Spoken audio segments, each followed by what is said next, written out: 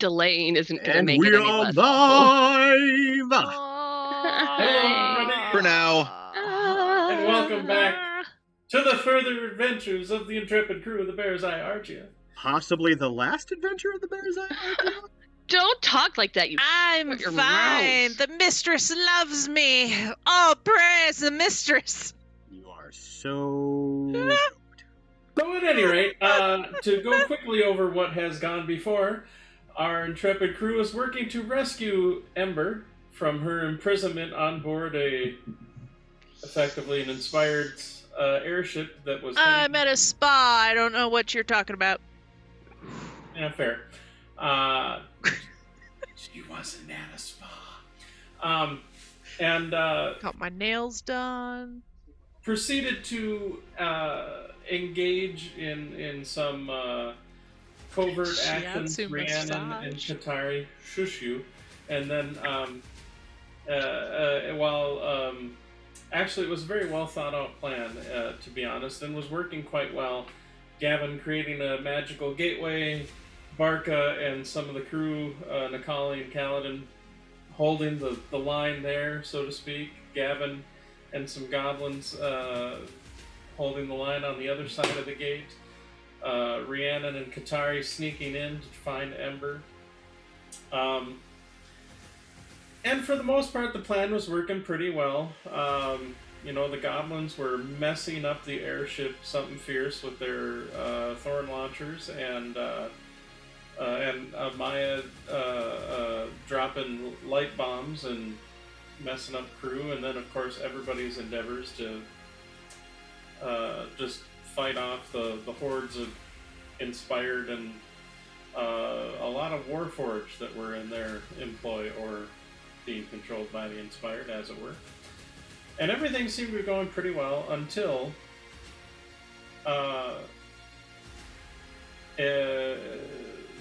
one of the inspired leaders, or at least the interrogator of Ember, who had been kind of Echo, what's the notification? working Ember over a bit for the past few days, decided to make the best of a bad situation and proceeded to teleport themselves onto Zaya and entrap Zaya's spirit or soul inside a kind of an amalgam of a kyber crystal / deep crystal device, which caused the ship to begin to plummet to the ocean floor, or to the ocean, as there was no longer sort of a spirit propelling it, as it were. And so that is how we are beginning, is basically the ship that is Zaya is plummeting towards the ocean below. And I did describe that it just started getting far enough away that the arcane gate did wink out. We are going to continue with the initiative order that we had going into this from last time. So at the top of the round is Barca, Nikali, and Kaladin. It's a little hard to see with the sunlight, I admit. Let's see if I can maybe scooch it in the shade just a little bit. Yeah, that'll work for now. So there are 3 of the inspired martial artists kind of in front of you, and you see there are a few of the archers on deck. Even in your rage, Barca, you have a fairly acute perception. You recognize that the magical gateway where your allies were went piff. I would argue that my perception is not that acute, but being that it's a passive 9. Okay, never mind. The gate's still there. It just... you smell the gate is still there. Yeah. I'm probably just really focused on the enemies in front of me. And also probably just, knowing that shit is hitting the fan, keeping an eye open for Riri, knowing that she's somewhere in the ship. Sure. So I will go ahead and let's see here. I'm gonna go right at continuing the process of like just sticking where I think I'm supposed to, and go for the martial artists in front of me. Okay. The question is, how hard do I want to go at these guys? I'm not gonna go reckless. Okay. And I'm not gonna go great weapon master. Now they're. Well, I suppose you've got reach. Never mind. You can hit them just fine. Yeah. Because it's starting to look like a much longer fight now that there isn't, as far as I know. So 17 to hit. That will hit. Oh man, really? Which one would you? The guy right in front of me. The one in the middle. Yep. Okay. Sorry, I gotta find the soccer ball. There you are.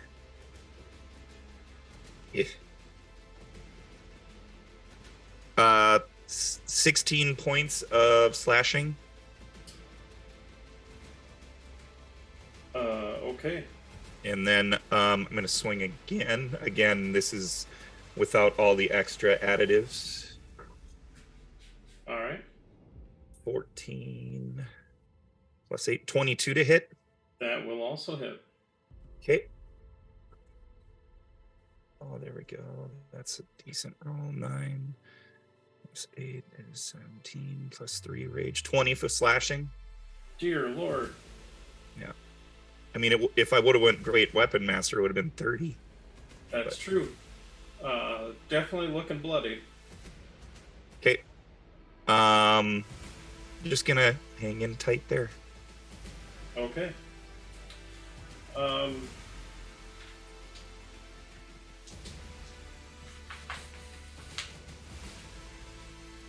You know what? Kaladin's not above dogpiling on the same guy. Oh, those are both good hits. So Kaladin follows up on the guy that you attacked. Let's see, so that is 18. And stabs him twice with the rapier, and the guy in the middle goes down.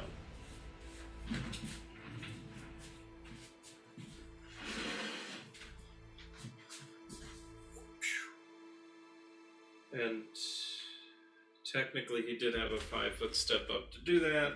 Well, 5 foot, whatever. And he's actually gonna go, since the gateway's gone, he's gonna kind of maneuver a little bit to help if someone else wants to flank or something at a later time. That was it for that. And then Nikali, he is going to...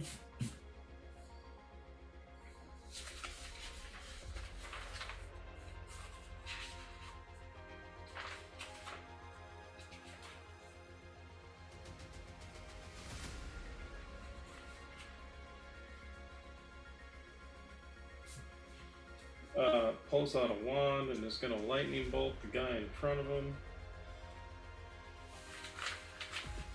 Because why not?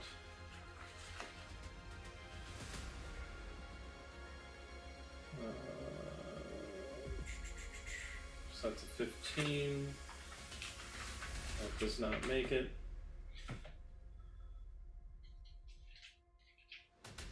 I believe that is 68.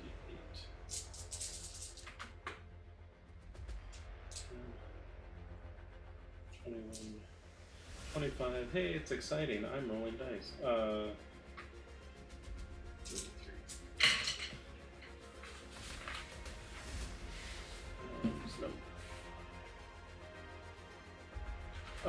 and Leo, what the hell am I saying? Nikali, hey, that's the elven character's name I wanted to say. Whips out his little wand of lightning bolts and zaps into the guy in front of him, causing some grievous injuries. That is it for that trio. Then it is the Warforged bad guys, which are currently doing other things. Actually, they just got blasted out. I think I had Ember roll it once.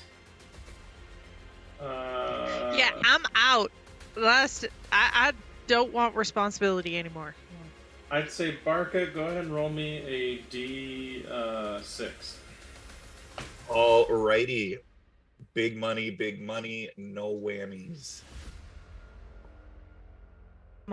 Small money. 6. Oh shit. That's even worse than Dude. Ember. Fuck, dude. Yeah. What part of small didn't you understand? I'm a barbarian. Bring it all on. You know what? I'd rather Yeah. get them all up on deck in front of me and I away mean, from you. You had the chaos person and the barbarian. So 6 more Warforged ultimately maneuver to get up onto the deck. We're fine. We're fine.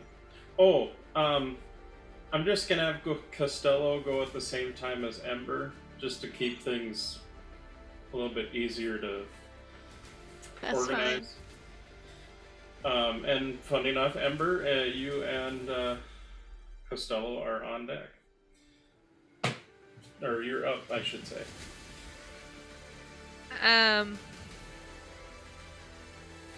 Oh, I think I was actually running around and shouting for Mistress. You were shouting for Mistress. I believe Rhiannon moved up to you and is now kind of assisting you in movement because, as if I recall, I think I said you had 2 levels of exhaustion. Yes. That is correct, yeah. So you're kind of... Woobly. You've got one arm... Rhiannon's kind of got one arm over your shoulder and probably an arm on the side, kind of helping carry you a little bit. Woobly wobbly. And Costello's probably following close behind, kind of guarding the rear.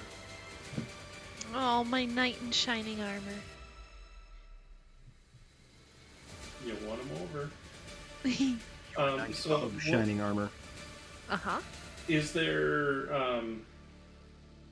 I guess the question would be then, is there anything that you...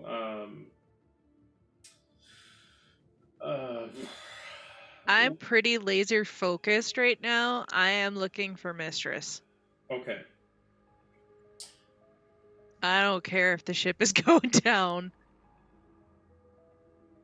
Fair enough. Tell you what, go ahead and make a... I'm gonna actually, even though you're using your peepers and searching, I'm gonna say go ahead and make a Arcana roll. Sure. I do those things.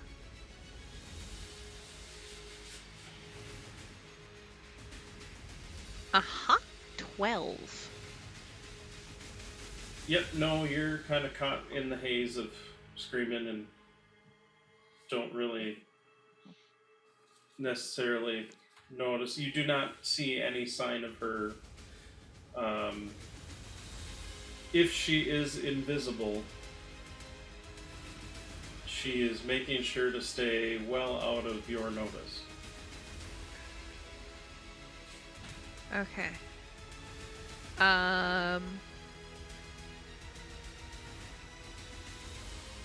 Then I am...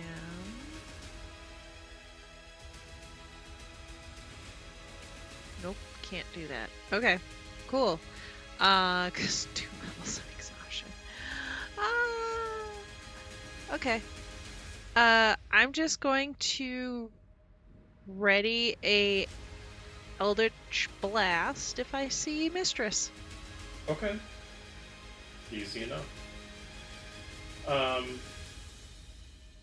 Oh, hang on.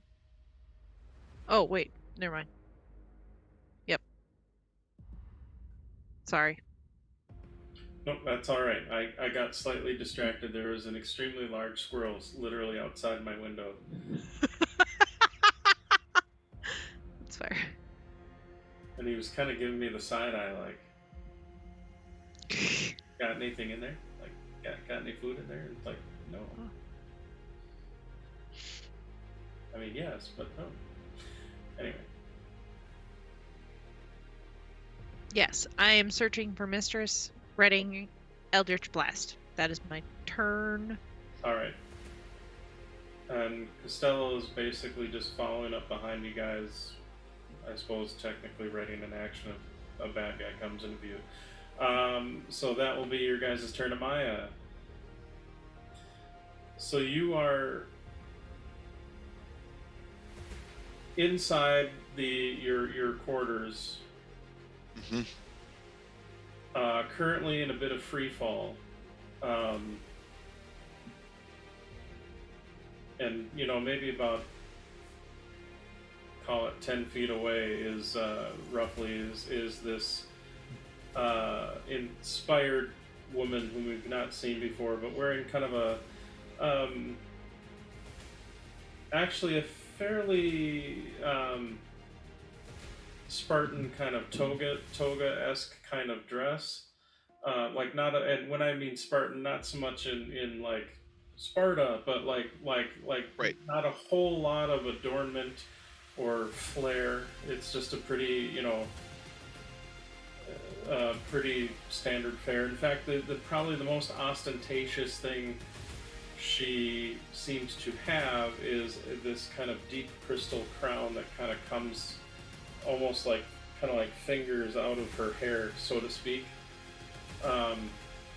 And then she has this staff in one hand, and then has the crystalline device that I mentioned earlier. And you see she is just looking at it, and she is just smiling, but you see tears coming out of her eyes. She's just kind of in this sort of elation. Yep, and we are going to hit her with a flurry of blows. Okay. That is what we are going to do in this situation. Mhm. Yes. So.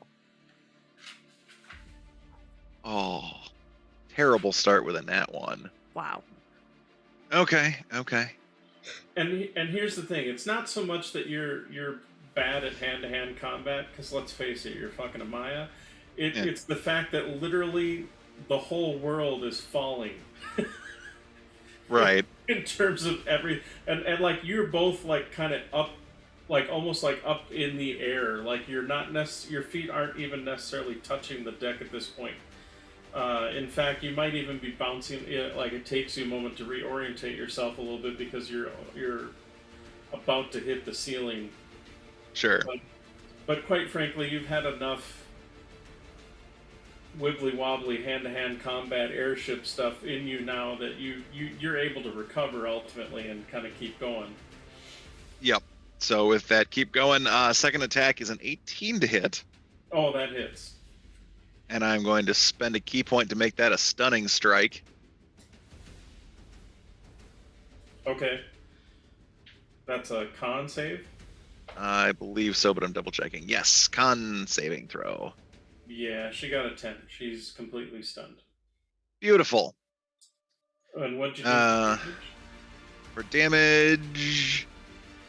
Looks like 13 points of bludgeoning. Okay.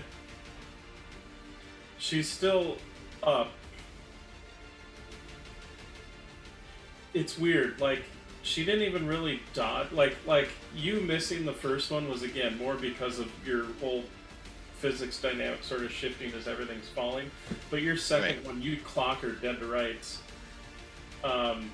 in such a fashion that you, like, even kind of nail her against the temples, a blow that will cause someone to be just disorientated and discombobulated for a short period. She doesn't even seem to recognize the blow. Okay.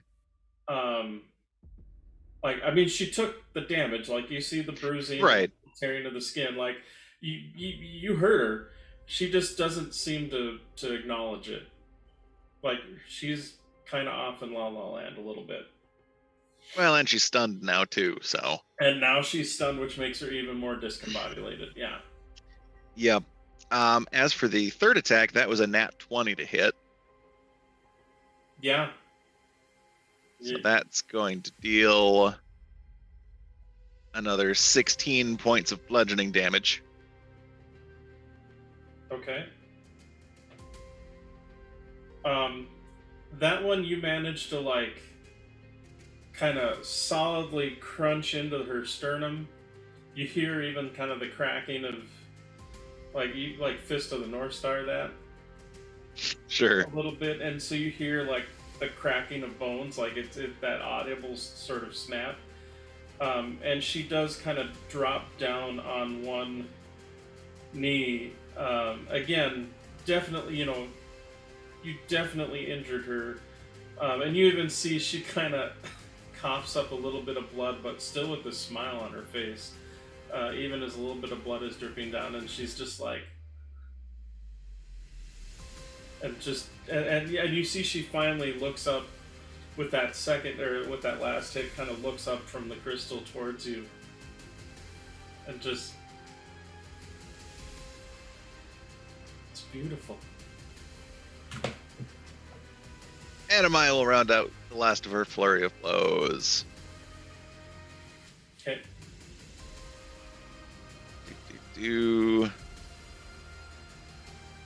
Yes, that's a 19 to hit. Yeah. I mean, she's that will do. Everything, so you've got advantage and all that. Yep.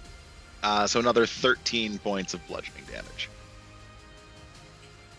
So you, how would you like to describe the kill?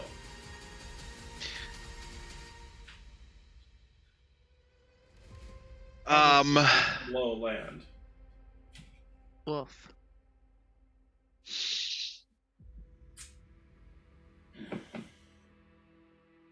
It's kind of over before Amaya realizes it. Like, there's just the quick.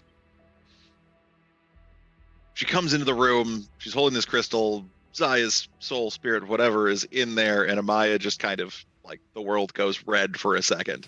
And there's just that flurry of movement bouncing off of walls and regaining orientation, and just kind of, before Amaya realizes just how much damage she's poured into this person in that span, it's already done.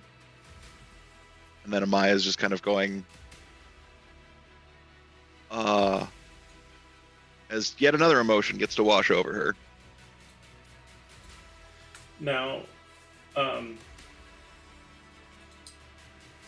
as she collapses, you see the crystal drops to the deck. But Amaya will absolutely immediately go for probably both the crystal and then the staff, just in case the staff is a necessary part of this whole getup. Okay. And we'll try to throw him in a bag of holding. Well, you used a bonus, and your Bonus in the standard, yeah. and your standard, so to speak. So you're all you've really got left is movement. So what I'm gonna say is, go ahead and make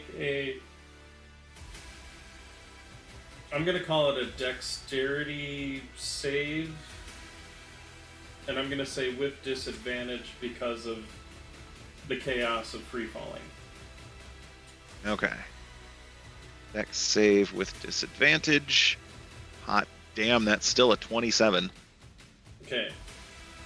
You manage to push off. I mean, again, it's a Maya, so gravity is more of a guideline than a rule, it seems.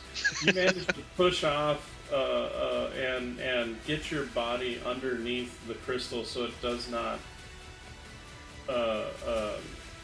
splash upon the deck. So and you're kind of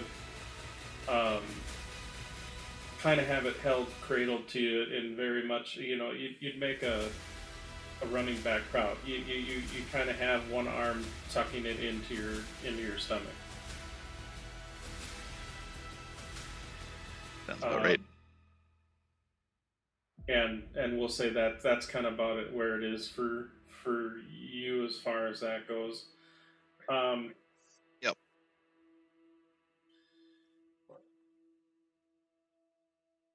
And the goblins that were on the guns, well, since they're falling, they're already kind of falling out of range anyway. They start probably doing their feather falling because or for those that even were able to stay latched onto the ship before it started falling. So they're... As I'm going, yeah. So then we would go to Gavin and Liddy and Ember's goblins. Gavin calls the order to Ember's goblins to activate their featherfall. Like, that's just what he does.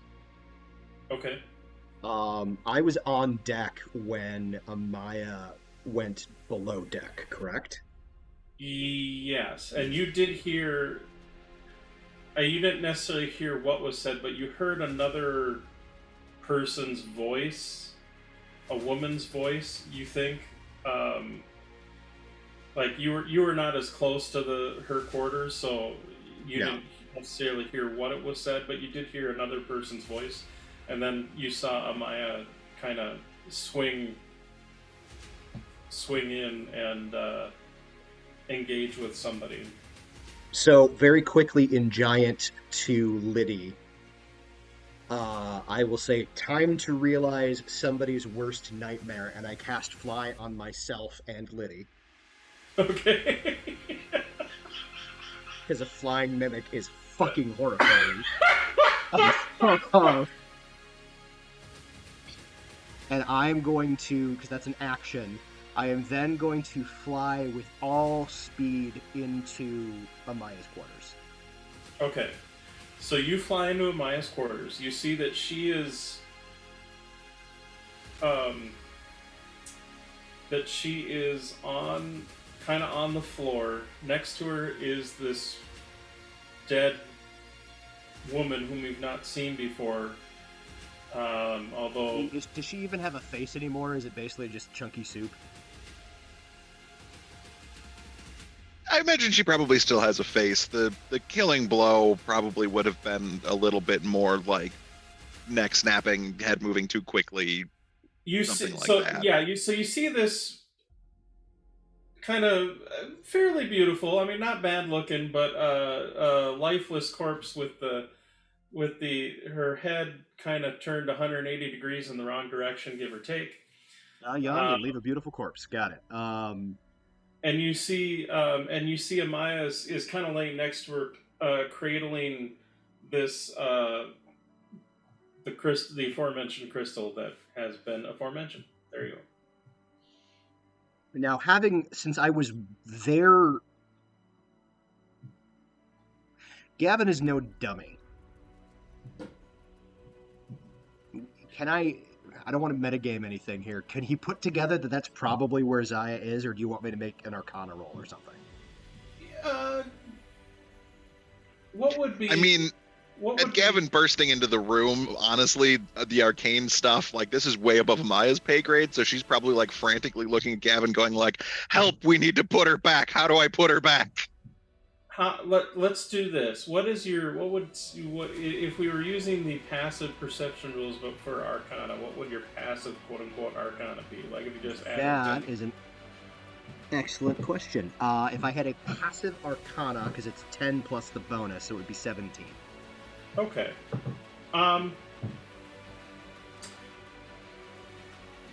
You definitely know that...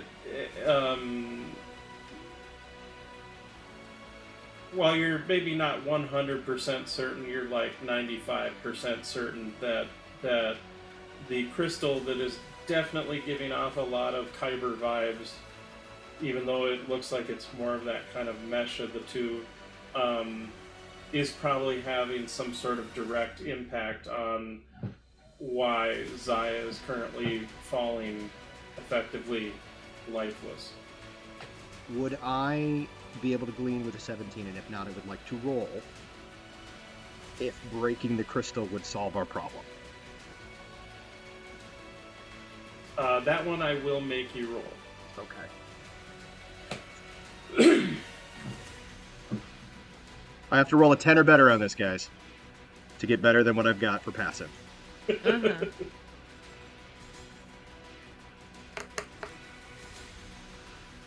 20! Hey.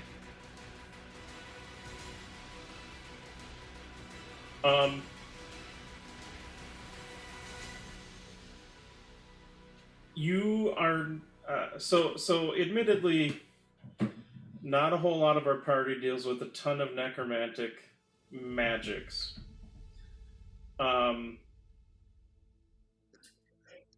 But some magics like the soul jar or trap the soul or whatever can be potentially freeing the soul if you break the device it's put into. However, this is more psionically based, and admittedly that adds a whole lot of other questionable factors, and so you're not 100% certain. So I guess the question is, and this is going to inform how I respond, so you can tell me, if I'm not 100% sure, what percentage would you say that I am? Well, let me take a quick look at a spell, just to see what it says for the spell. I'm not trying to like throw wrenches. No, in no, your and I just wanna I'm answer not honestly. saying you are. I'm just trying to give you a solid, because you guys are not. I mean, your characters are some of the most competent people in Corvair at this point. Like, it's not a.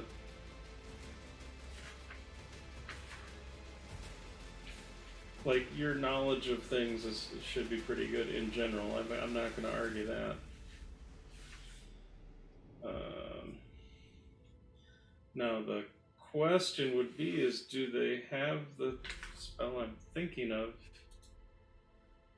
I'm going to try something else. Give me just a brief moment here. While I'm taking a moment, maybe pimp your stuff. Oh, should we shill? Yeah, go ahead and chill for just a brief moment. Hit it. Why don't you shill first? Did you step away? Yes, you. You shill first, then I'll talk about Epic Realms. Oh, I feel like I just did this yesterday. You did this probably be yesterday, but from their perspective, you didn't. Ah, the wonders of recording technology. Hello, everybody. I am Kit, the Seven-Tail Fox. Seven-Tail Fox, Tale is my Twitch channel.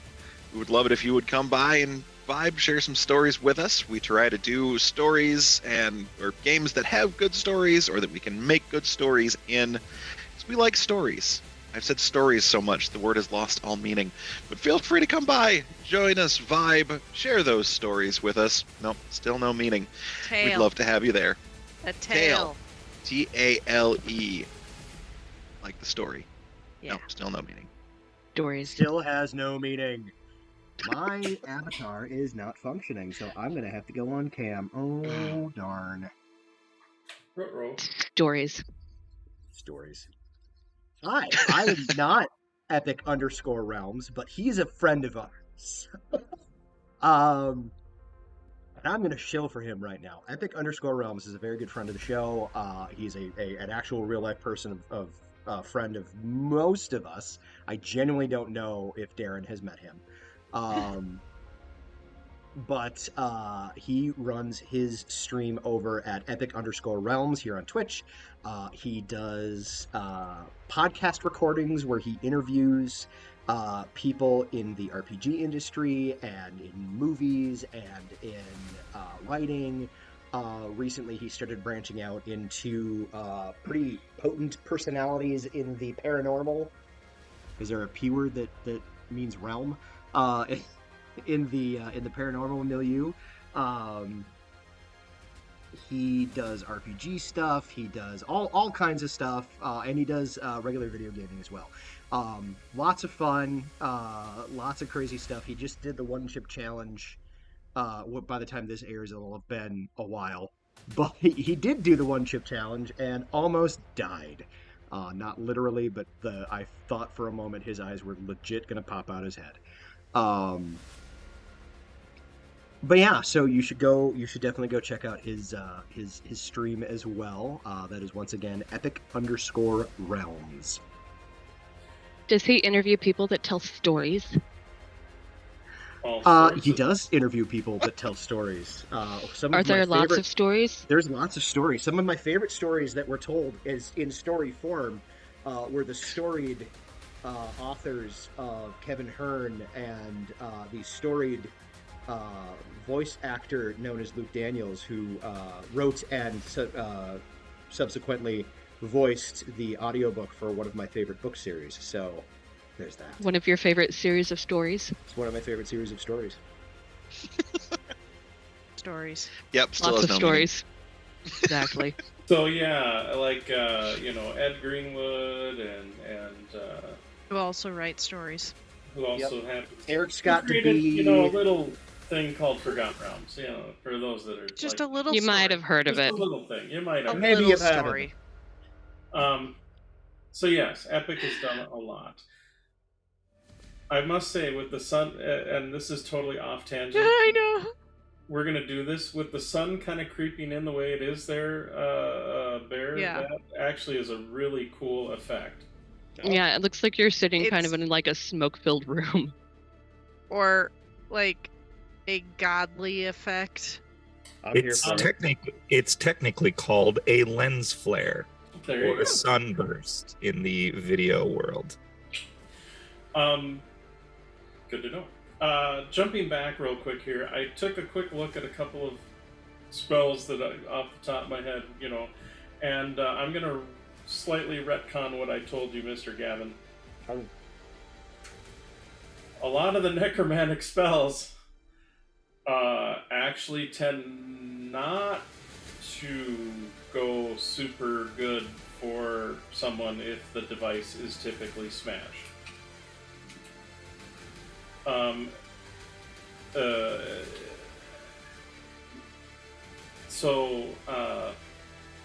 My apologies. We're going to retcon that, That's and okay. then add it in if it's more psionic in nature than you don't necessarily know.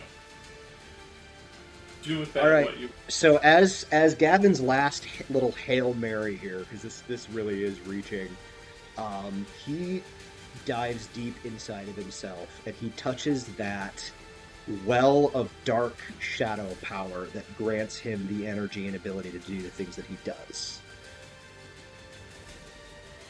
And in his mind, he simply asks, how do I release her? Ooh. Okay.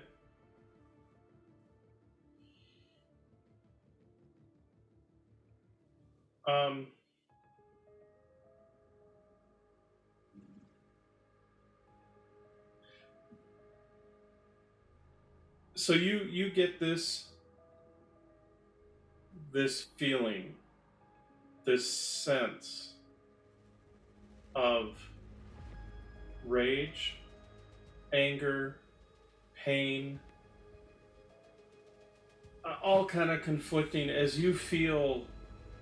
It almost feels like there are that you are being bound in chains yourself.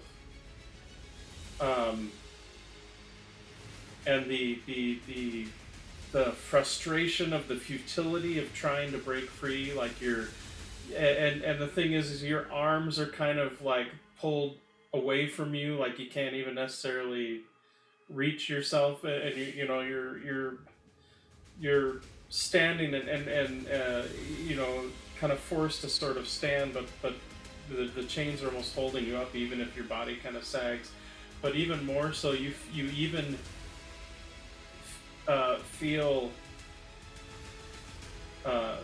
chains piercing through like your wings, and you can kind of almost. Granted, this is all a kind of a textile sense, not necessarily like a visual, slightly auditory as far as just hearing that kind of ghostly clink of chains clinking together. But you kind of feel. You feel that sort of frustration of being unable to break free, and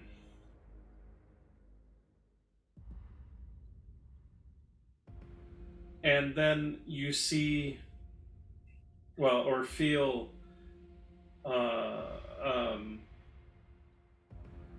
kind of a cold, not a cold hand, a cool hand.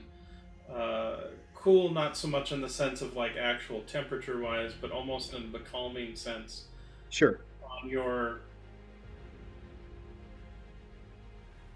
chest. And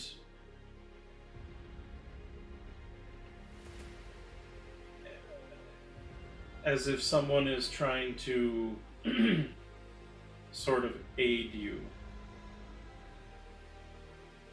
And then this whole sort of, and what feels like several minutes of this sort of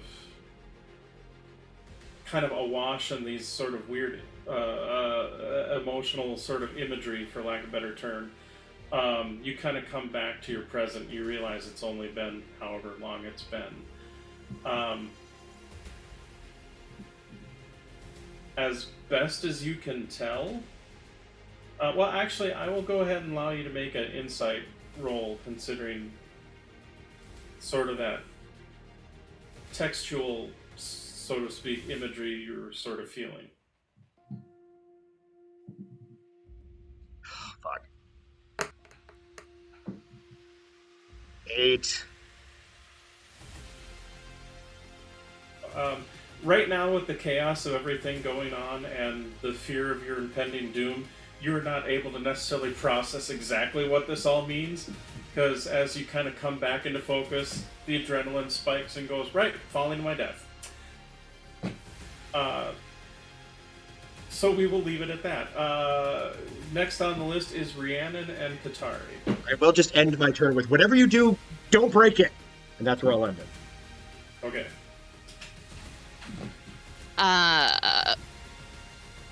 So you are not quite up on deck yet. You're actually kind of at the base of the steps. You do see that there are some bodies that are up on deck. Some inspired and whatnot that are actually, you hear them kind of cheer and get the invaders, and like you hear them yell as they're starting to push up towards. You do see you can see a little bit of the edge of that poop deck, and you do see. I'd say you do see Barca, because you see his big furry mitt-wielding battle axe chop into and cut a guy in half, like you do, and like you do. So you know Barca's still up there. One thing you do not necessarily see, though, it doesn't necessarily give off light, because you just kind of see through to the other side. So never mind. So that's, I will remind you that I do have my true sight active for the next hour. Right.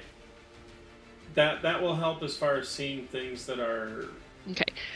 Do I notice that the gate is gone? You'd have to get up on deck to get a closer look. I'll take the next few steps up. Yeah. Okay. So you get up on deck. You're still invisible. So I'm still invisible. You see, as you get up on deck, you do see the current status. There's a couple of archers and a bunch of warforged that are ready to start storming the poop deck. You do see some people are up there. You see Nikali and Kaladin. Well, you see the heads of Nikali and Kaladin a little bit. You see a little bit more because he's a little bit closer to that front rail of the back of the deck. Yeah. And you see Barka. You do not see the portal. Cool. And actually, as you notice that, you look around and you also do not see Zaya.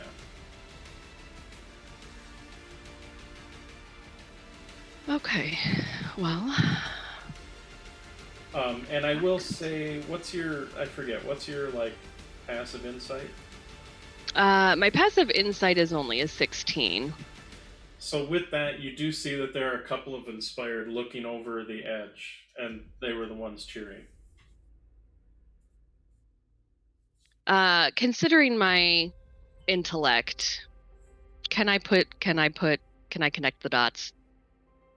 Do you want me to roll for it? I'll say this much: with all of this sensory information and your awesome mental abilities, you know something bad has happened to Zaya. You don't necessarily know 100% what. But she's at least out of range for the gate, so she's out of range for the gate, and judging by them looking over the edge, is going in that angle. Okay. Of some kind. Well, shit. Yeah.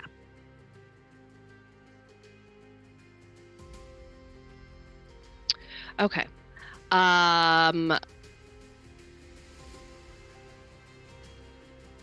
How much of my movement did I use to move up the stairs? I'll say 10 feet. Okay.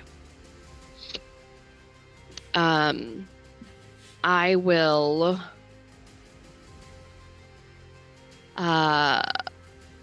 Misty Step.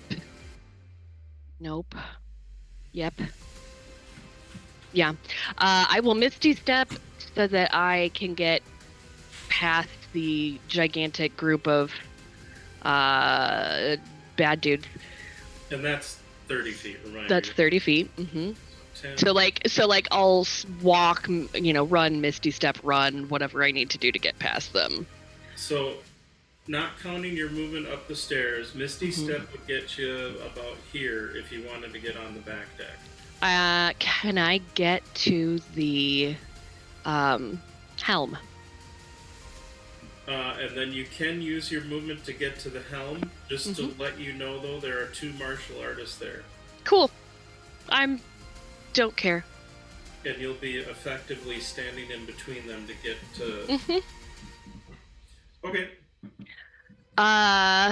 This is all sorts of fun. Okay, and I am gonna try to fly the ship. Okay. Go ahead and make your piloting roll, which will be your airship, air vehicles, and then I would say plus. So your proficiency plus, we'll call it dexterity. Proficiency plus dex. So 'Cause I'm if rolling I it. recall, all of you have A plus airship. 6. Yeah. Yeah. Okay, so I'm gonna just roll a d20 and then I'll add 6. Sure. Oh, so it's a total of 13. It's not super hard. This helm is one of those helms that basically is for those people who don't have a dragon mark Oh, thank God. of Lyrandar to pilot. So the helm kind of does the work, and you're not necessarily doing a big combat maneuver. No, I'm just trying to. Yup. So I'm gonna be crouched in the hopes that I'll be less of a target, even invisible. And I'm just gonna try to point us to follow Zaya. Okay, so you tilt the ship down, and as you do, you're gonna have to make kind of a little spiral kind of coming down, because you see Zaya is just falling. Not even forward motion, just straight down.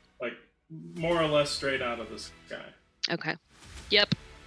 I put this ship in as much of a steep dive as I can while not flying off myself.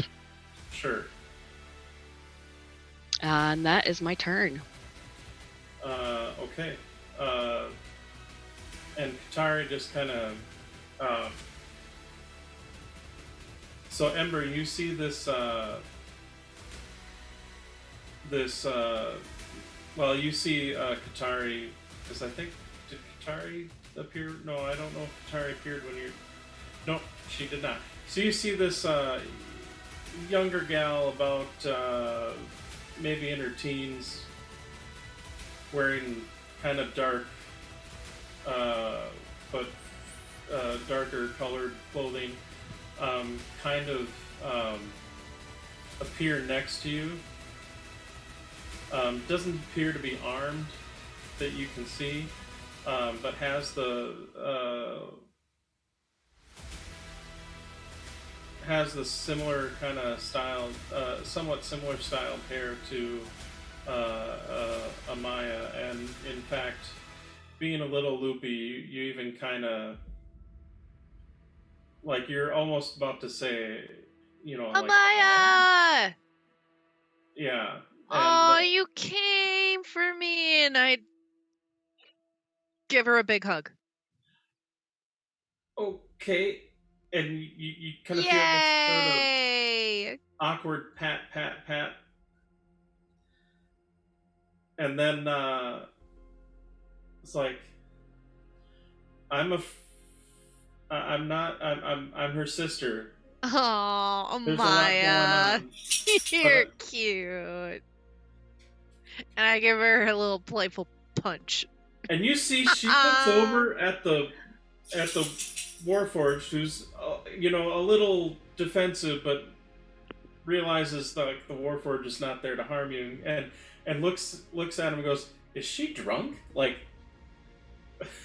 Costello, this is Amaya. I've told you about Amaya.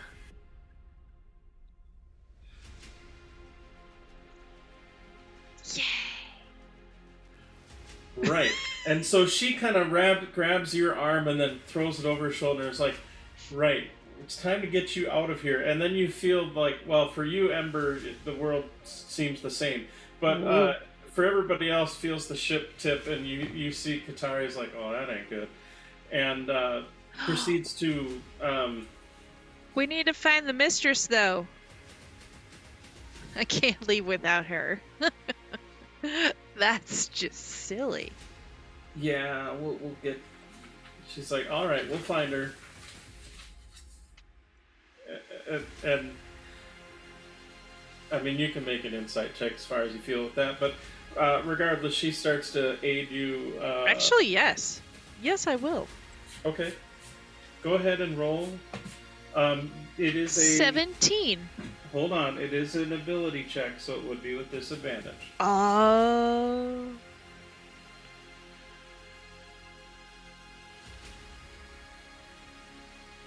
14. Yeah, you pretty much, she's just kind of saying whatever will sort of appease you in the moment until she can, without necessarily doing the thing. You know how, some people like, of course, sweetie, we'll get you right there, and then brings you, it definitely has that feel to it.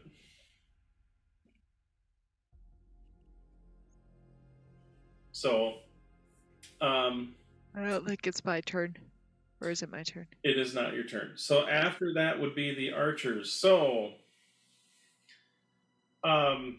everybody seems to notice that there is a obvious tilt in the direction of the ship. And admittedly, the martial artists are kind of start yelling like, someone's messing with the ship!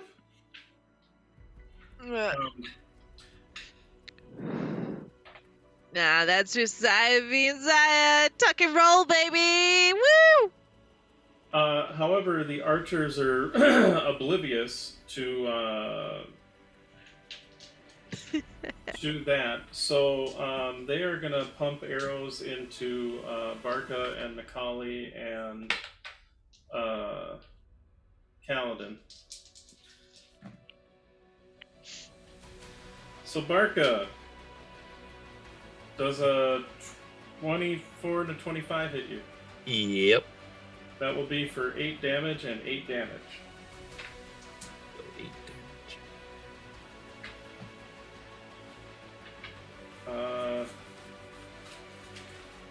And let's see here. So they're gonna do the.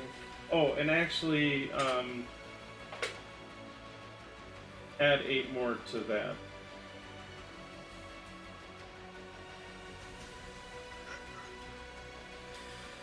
And then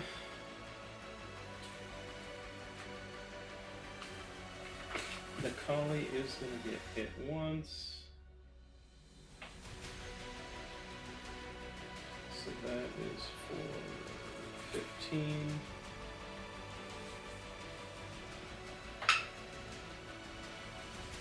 However, Nakali is a boss and maintains concentration.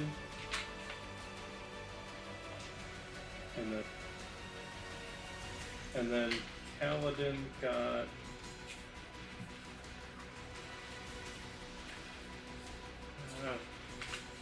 all the pages. It's 17 AC. Oh, hey, Kaladin only got hit once for 6. All right.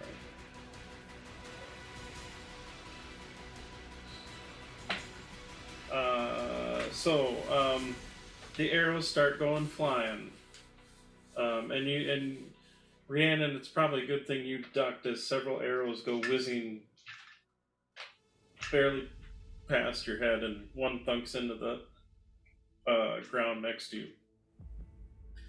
Which, but you got the sense they weren't necessarily aiming for you.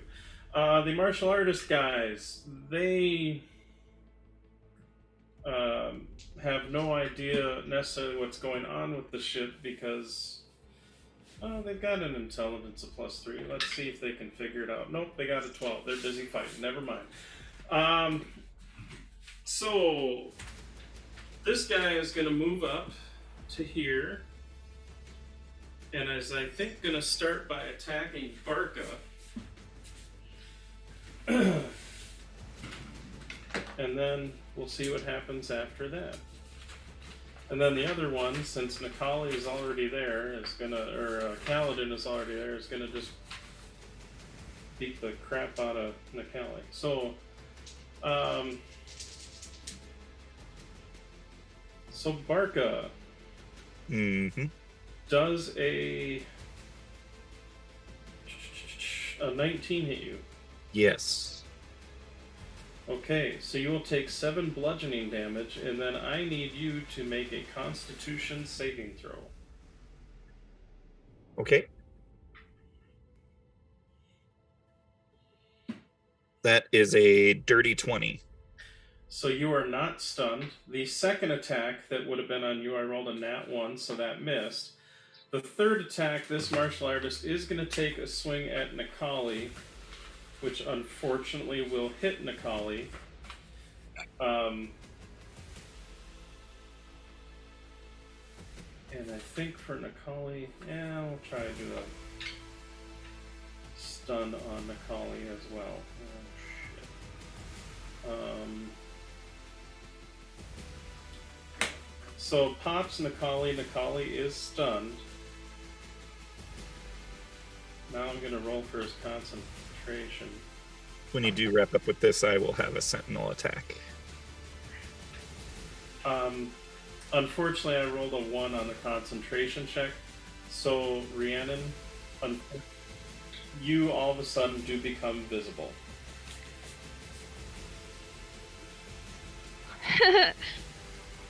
And now go ahead and do your sentinel attack. Surprise! Hey, natural 20. Okay. So. And if I recall, this is number. Oh yeah, this is number 5. He's already wounded. This might be a.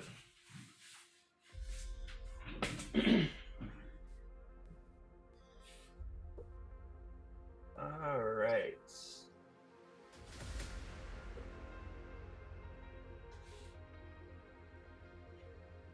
So that's 16 plus. It's 27 points of slashing. So as the guy kind of clotheslines Nikali, you chop the guy's head off. Eh. Like literally had 27 hit points left. You just beautiful. So you chop him down, and as soon as you chop him down, apparently the Inspired's blood is magic because all of a sudden Riri appears getting splattered by some blood. In a deep crouch. Yeah, crouching and kind of using the steering mechanisms to dive. But I'll smile when I see her, but then quickly my gaze just turns right over to the guy next to her, and I don't smile anymore. that's fair. That is fair. And we can actually take the Inspired off the list. So,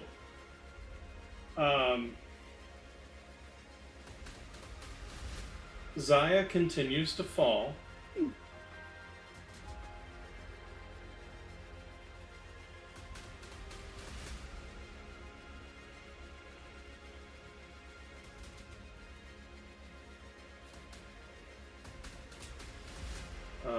There's no more Inspired. I'll just get rid of those. And so then it would be top of the round, so it would actually be Barca, Nikali, and Kaladin. Nikali is stunned, so I don't have to worry about that.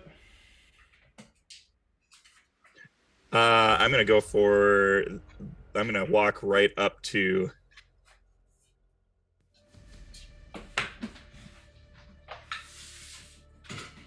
the guy that's in between. Okay, you want to actually like move 5 feet up and? Yep. I want to move that 5 feet, Alrighty. and then yeah, I wouldn't hold back considering his proximity to Riri, so it's all a reckless blind rage type Sure. stuff. Understandable. So 19 to hit. That will hit.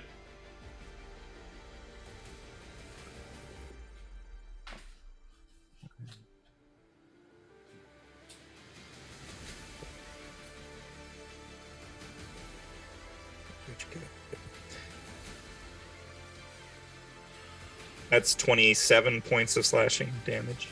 Dear Lord. Okay. Still up, but definitely looking Okay, and then pretty beat up. this one will be 18 to hit. That will also hit.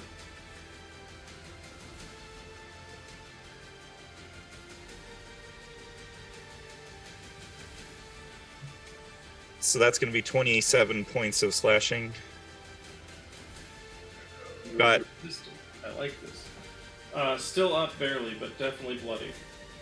Sorry, 30 with the rage damage. 30 points of slashing. Still up. You just Barely. don't want to die. I mean, in 2 hits, he went from fully healthy to almost dead. So you're still doing good. Let's see here. Oh, I didn't do that. So,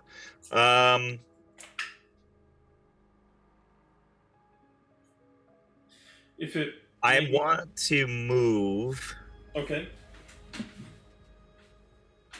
So you've only moved 5 feet so far. I'm gonna move to get myself like on the opposite side of this guy, but like somehow kind of shielding Riri away from the archers, if that makes sense. So you kind of want to be like on this side a little bit? Yeah. Okay. I have a feeling I'd be able to kind of like push him a little bit. Yeah, you're able to. I mean, basically, you sink your axe into the guy, and as you're pulling it out, you kind of pull him, and he stumbles forward, and you kind of step past him at the same time. So you're. As I step around, though, I just kind of look at is it Kaladin who's right there? Yes. And I just go finish him. And he got a 20-something to hit and did finishing damage, yes. You see Kaladin nods and then runs the rapier, the flaming rapier, through the guy's head. Perfect. That will be obviously my turn. And then technically Kaladin does have some movement and a second attack. He's gonna go.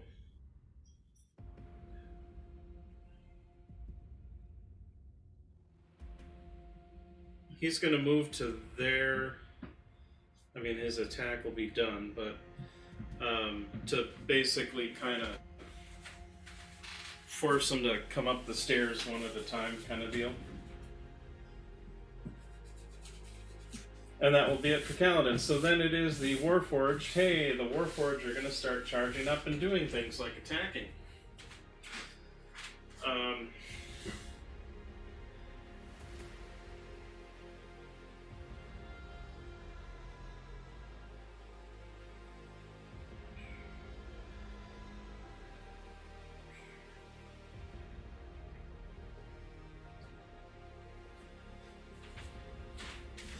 So Barca,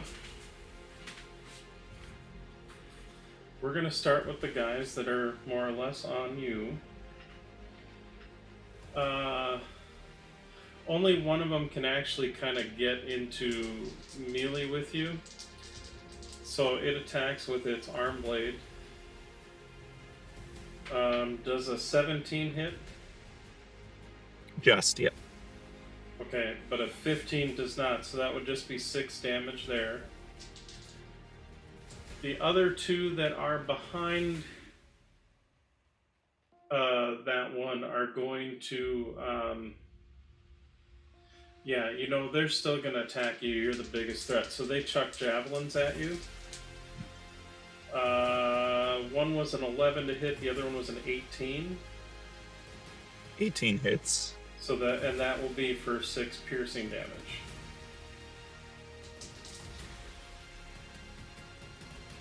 Uh, 13 and 13 to hit Kaladin with the sword. He's got AC of that.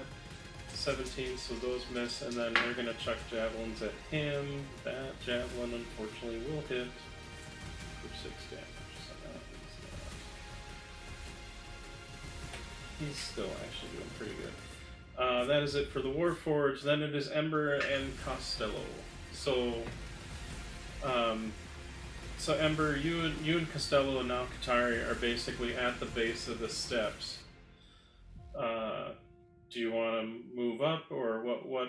Yep. I'm still trying to move up. I mean, I'm only half speed, so No, woo! so, 15 feet, baby! You move up and are on the deck, although the deck is tilting as you see Rhiannon is flying the airship in a downward spirally fashion. You see the upper deck is currently getting swarmed with Warforged, and there are some archers spread out on the deck. You are currently... Yeah, the stairwell you came up is kind of on the quote-unquote opposite side of where they're at. So I can actually see enemies in front of me? Yes, I would say with where you're at, you can kind of see this archer a little bit, and then you see the Warforged on this side. Okay. But for right now, we know you guys are... Alright. So seeing that and seeing the swarmage happening.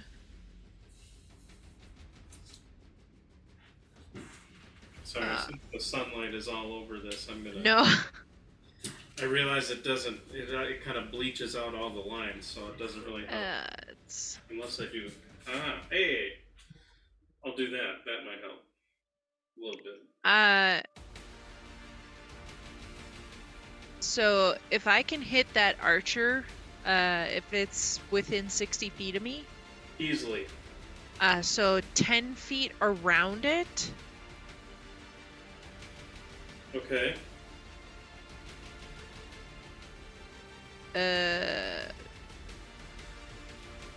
Are there any friendlies 10 feet?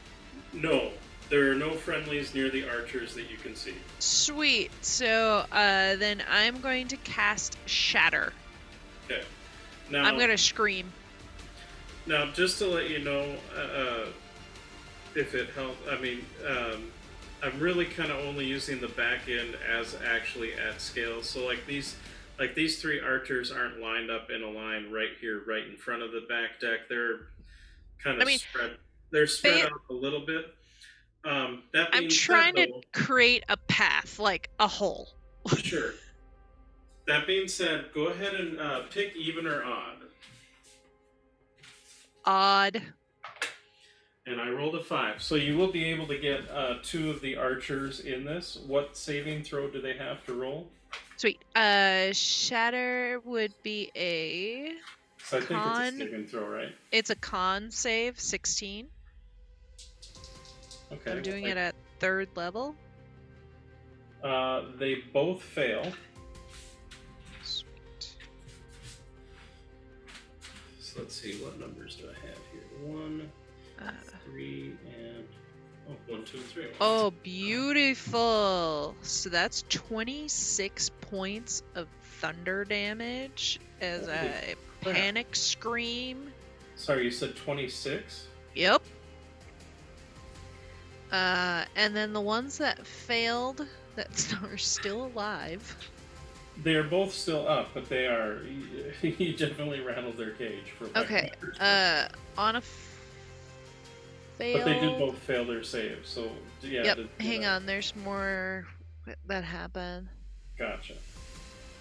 Non-magical objects that aren't worn or carried are damaged. Yep. Their ears are ringing. Failed save. Oh, I thought there was more than that. Never mind.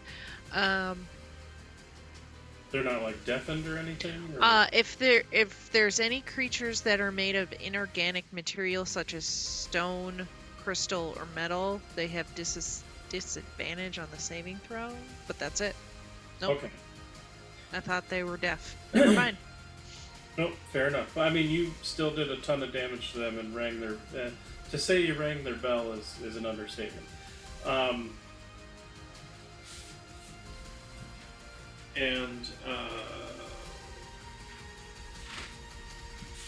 Costello's just going to kind of get effectively like in front of you and ready in action to more or less attack something should it come into melee range melee range.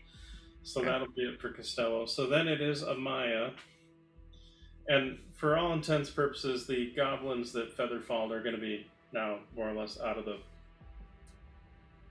immediate issue as they fall safely, unlike others. They're like balloons.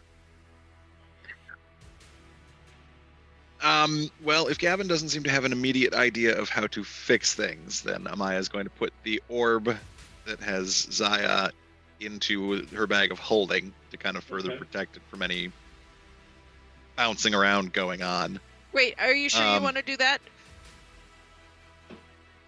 I mean... If it's an interdimensional space, putting it in another interdimensional space would blow it up. Well, the crystal's not an interdimensional space, is it? We don't know. Can I, as a free, Gavin might just throw out there, just give me a second to think. I just- So since Gavin goes right after Maya, I'm gonna do a little wibbly wobbly and allow Sure. Gavin to roll. Go ahead and roll an Arcana check, Gavin.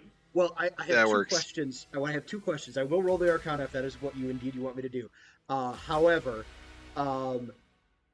in terms of what his internal monologue is, of course, he's panicking because they're falling at this point, but he's also like, okay, how to get through this? What would Rhiannon do?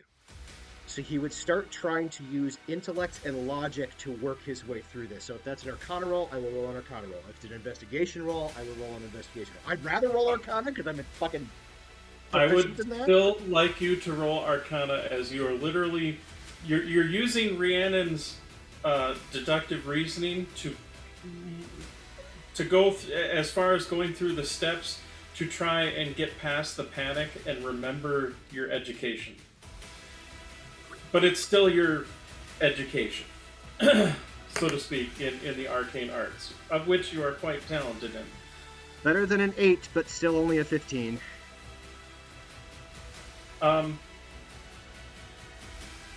You think it will be okay because it's not so much because it's assuming it has the qualities of a dragon shard, which it should be fine to go in a bag of holding.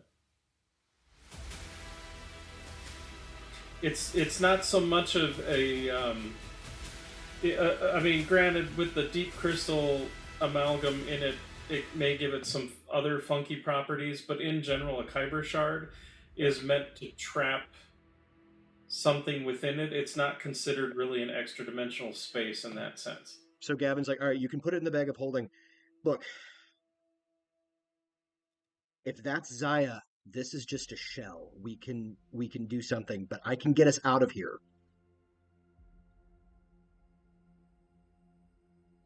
Because he's got fly on himself right now.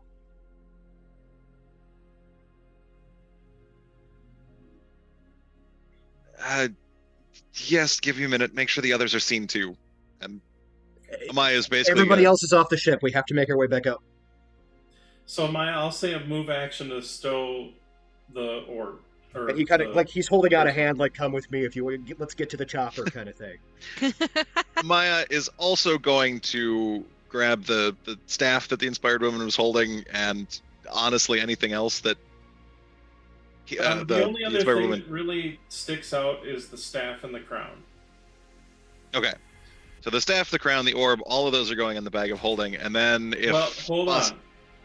As your action, you put the orb in the bag of holding. I will be kind and say, because you can dash as a bonus, potentially I will allow you to grab the staff and the crown, so they're in your hands, but they are not necessarily stowed. Okay. If you Amaya will absolutely take a little bit of extra time, even if it means delaying getting out, because she wants the orb, obviously, the crown, the staff, and she's just going to take that inspired woman and shove her in the bag, just in case there was anything else on her that's going to be needed for getting her out of the orb. Well, this is a lot of actions, and even with dope monk stuff, I'm going to say for this round of stowing stuff, you can stow the orb just fine. You'll have the staff and the crown in your hand. Okay. And that's probably all you're going to be able to do this round. If you indicate to Gavin that you want to take her corpse, he will grab her corpse and then grab you. Do you indicate you want to grab the corpse? Because that would be effectively free. That's not really a...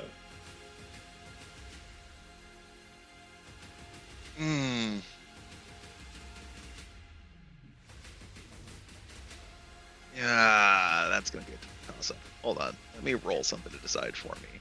Like, metagame-wise, I don't think we have another round of falling. Fair. Yes, Amaya does indicate that she is planning to take the whole body, just corpse, clothes, everything in the pockets, in the bag of holding, so that we've got everything she had on her in case any of it is needed to undo what she did. I don't think Gavin bothers throwing it in the bag of holding. I think he just kind of fireman carries her, fireman carries Amaya, and then flies the fuck off the ship.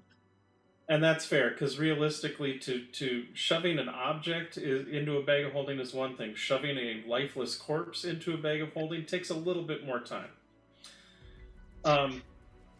So I'm But- fully I mean, we're all in just, free fall. I'm It's fully just I'm navigating fully the Superman. opening into the right spots. Gavin, go ahead and roll. So we'll jump to Gavin's turn then, because Liddy and Ember's goblins are flying or floating at this point. So actually, at this point, Liddy is flying around and like shoots out a pseudopod and grabs a goblin to like land on him, and then like shoots out and is flying around, kind of gathering up the falling goblins that are kind Oh, you're of. saving the goblins! That is so cute.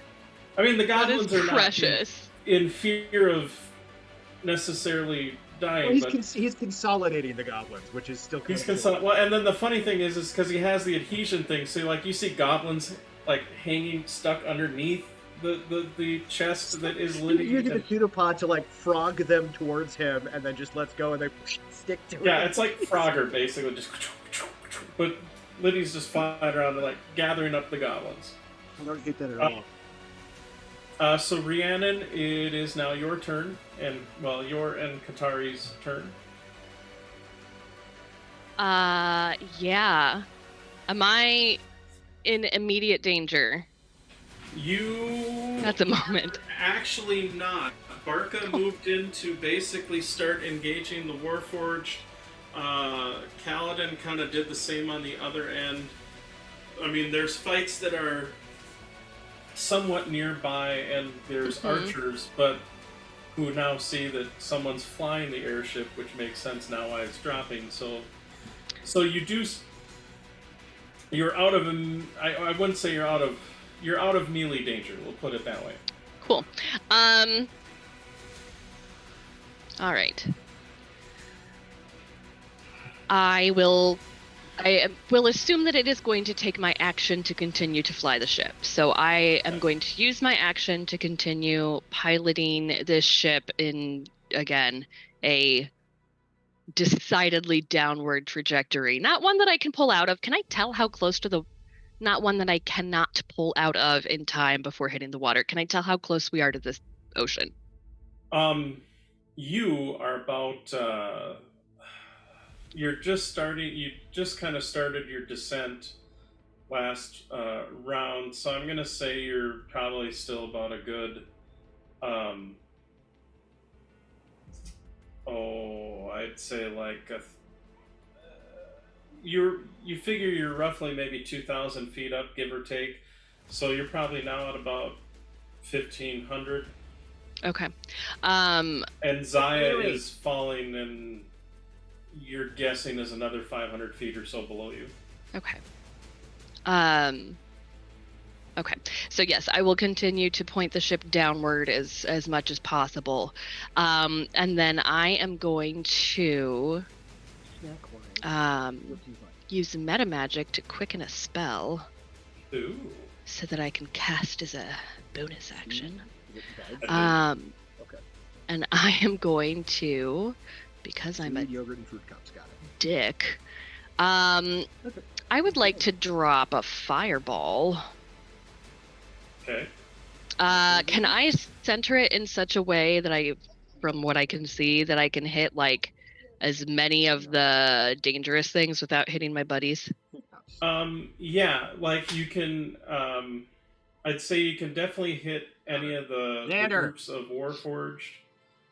Like you can pick one of the groups of Warforged and you can target them without an issue. Anything snack-wise? And then I'd maybe roll to see what archers may or may not be affected. Okay. I'm going to concentrate on probably the biggest group of Warforged that looks like it's over there on the right.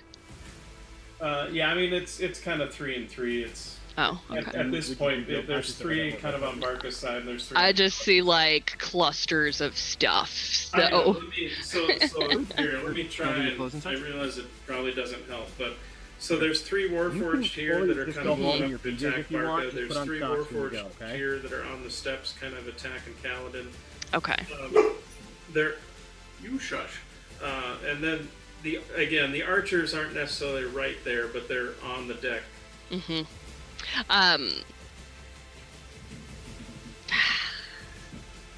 Yeah, I'm still gonna hit that right group of archers.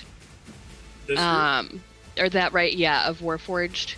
Okay. Because I'm more confident in Barca's ability to keep me safe. Sure. If that makes sense. So I am gonna quicken spell, cast Fireball at 5th level. Okay. It's a Dex save DC 15. All right. So, Ugh, pick multiple even or odd, ones. real quick. Odd. I rolled a 6. So the archer God is damn not it. hit. It's just going to be the 3 Warforged. Okay. It's 34 fire damage. Their dexterity save. Well, that's a nat 1. What was this DC? 15. Okay. So one of the Warforged lives, and the other 2 get blown away. And I apologize. What was the damage again? Excuse me, 34. 34, so that'd be 15, 17. And if the ship is flammable, the ship catches on fire. Oh, the ship took damage too. Okay. Actually, and in point of fact, let me double check one thing real quick. This is fully metagaming, but we need that ship. You don't know that though, so. I mean, I know Zaya's falling. Yeah, you see Zaya's falling now. Like it's not even a. There's no. You now know where the Zaya is. Yes, you damage the ship. It is burning. It's beautiful. Actually, Yeah. you see several of the thorn launcher bolts, like big holes and chunks in the ship, and you see like they did quite a bit of damage, and so the fireball definitely helps with that.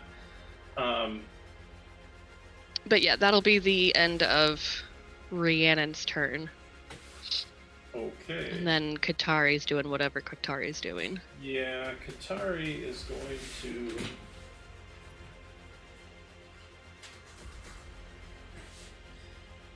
Katari looks over at Ember real quick and says, "Are you okay if I sit you here for a moment?" Sure. And she's like, "You're cute too," and kind of slaps you on the butt, and then she'll teleport over to. Amaya! Think of the children! She's gonna actually teleport over to one of the archer guys that you had hit Ember with your with your shatter, and is gonna proceed to throw down. Amaya got really, really dope monk shit now. Wow, I rolled 14s on each of the dice. That's beautiful. And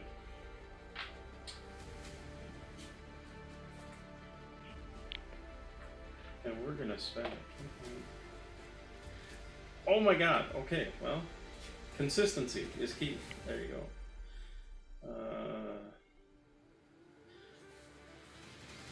Well, that's 24 damage to that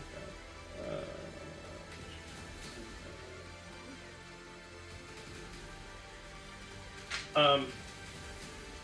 So proceeds to start just beating the shit out of the archer that is there, with just with a flurry of blows, some might say. And that is it for Katari. So then the archers. Right. So the archers are going to do this. The one that is getting attacked by Katari is going to draw their sword and try to attack. Oh, and hits Katari. Okay, that's one. The other archer is going to duck around and shoot at you, Ember, because you rung their bell. What?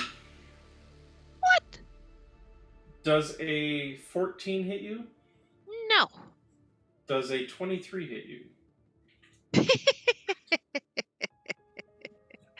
Yeah, it does. That will be for 12 piercing damage. Ow! And then the third archer is actually going to take shots at Rhiannon because they saw where the fireball came from. Rude. It's a little tiny spark of light, bitches. Yeah, Right? the beam In the that midst traveled of from fucking battle. from your hand and then turned into a nuke. So you know. I'm crouched behind the helm. It's fine. You can't Right, see. so you'll have a +2 to your AC. Because you have a little cover. I have a lot of cover between Barca and the helm. However, I think this guy's going to use his archer's eye to try to make the attack roll on you nastier to hopefully hit you. Rude. No, you know they don't particularly like getting burned in effigy. So, does a 22 hit you? I only have the +2 from. I don't Yeah. have more than that. Then yes, that'll hit me. And does a 21 hit you? That will just hit me. So that will be a total between the two arrow hits of 16 damage, piercing damage. First damage I've taken all fight. That is it for the archers. Then we've got martial artists are done. Okay, so top of the round, Barca.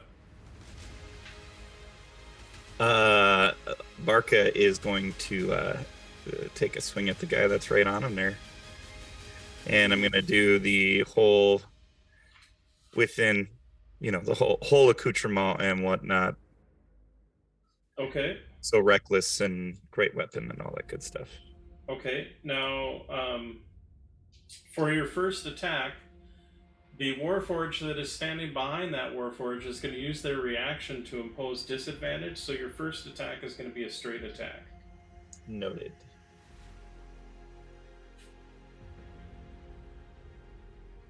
All right. Does a 16 hit? However, a 16 still hits that bugger. Even as his buddy comes in with the shield, you kind of you're like a not so much as a swinging battle axe as it is a force of will. 26 points of slashing damage. Definitely bloodied, barely still up. I mean, if Warforged have blood, which they don't really, but you see some weird alchemical ichor coming out of it. Natural 20 for this one. That'll kill the guy. You don't even. I mean, feel free to roll your damage if you like, but he had 4 hit points left. You send him back to his maker. We'll put it that way.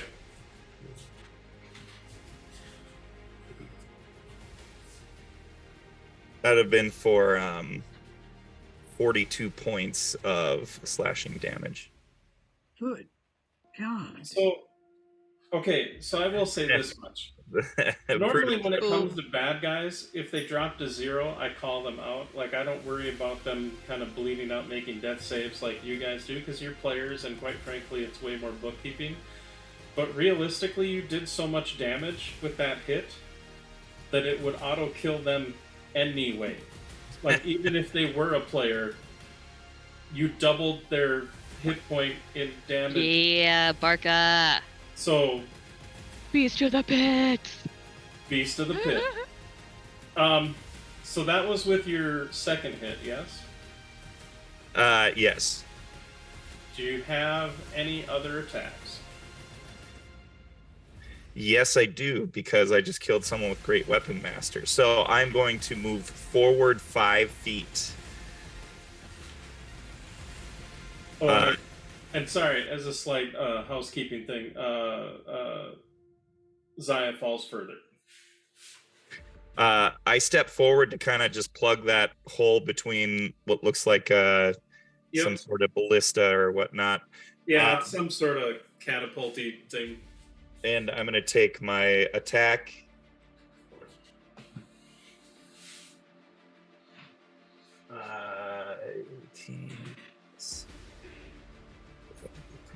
21. A 21 will hit. Perfect. Just 1 second.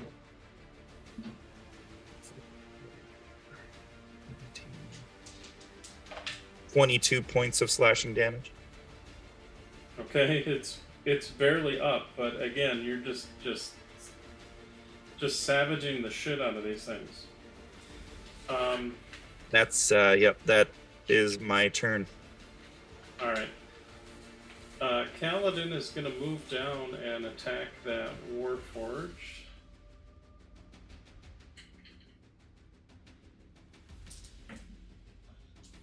And takes out the Warforged that's there. So 5, 10, boom.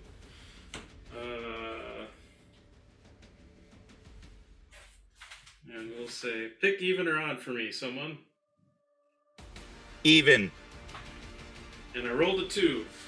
And then he moves up to that archer and is going to attack him with a second attack, which would be this one.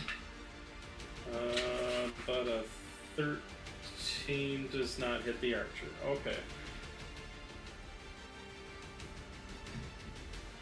That is it for Kaladin. And Nikali, who is now no longer stunned,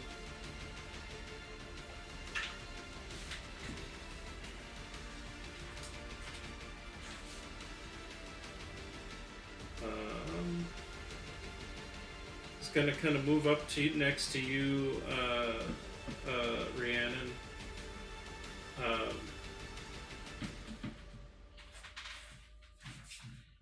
More than anything, just to kind of see what's going on. And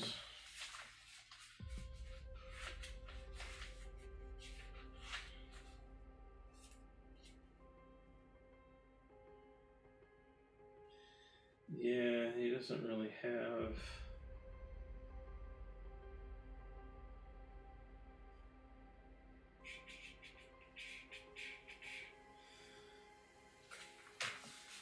screw it. He'll just do another lightning bolt. That works.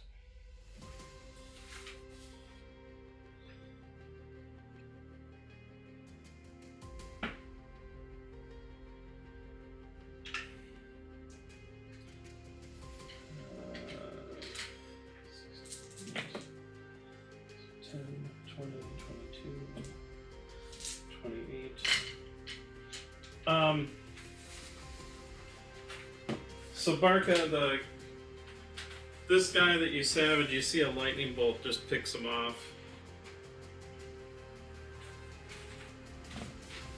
As you see, Nikali is zot-zotting. Then it is the Warforged's turn. That Warforged is going to move up to you and is going to try to attack you, Barca. Does a 16 hit you? No, are you rolling with advantage? Oh, so 16 would have been the first attack then. The second attack would have been a 19. 19 does hit. And that would be 6 damage. Okay. And that's it for the Warforged. Ember and Costello. Yay! My guys are still up, aren't they? Yes. You see Katari is in hand-to-hand combat with one of the archers that you can see. And actually the other archer... And actually, let me do this. So the other archer you can also see, because they effectively moved into some sort of view to shoot you, because they were shooting you.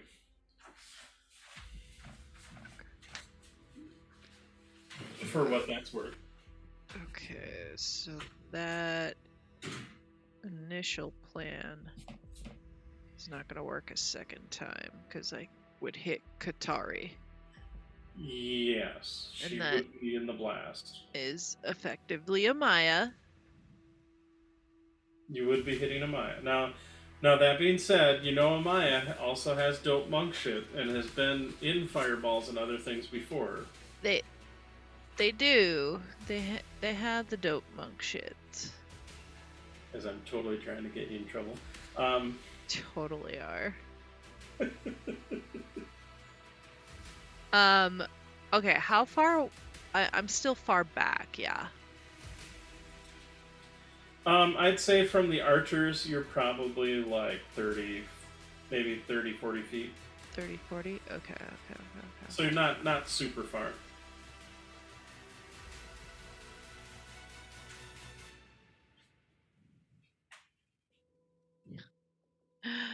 Ah! Okay, here's a funny bit. Okay, so the archer that is not, the one that is not engaged with Katari, because I figure Amaya can take care of herself. Yep. Then the one next to them. I'm angry. They didn't die. They will die. They will die. They will die. And I just see red, and I am going to actually attack them and cast my chromatic orb. Okay. From. And that's an attack roll? Yes. A spell Yes, that is a straight up attack roll. All right. Go ahead and attack. Come on. Roll, please. Oh my god. I rolled a 2. Uh-oh. Great. What does it make for your total? That means a total of 8. Okay, unfortunately that will not hit. So your orb goes wide and hits the ship.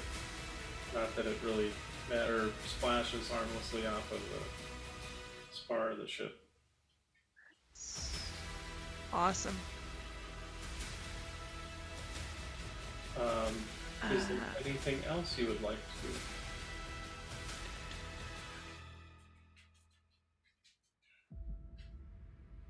do? If I roll an even number, sweet, I get temporary hit points. Ha! Out of that. Yay. Nice. That was your dragon mark? Yeah.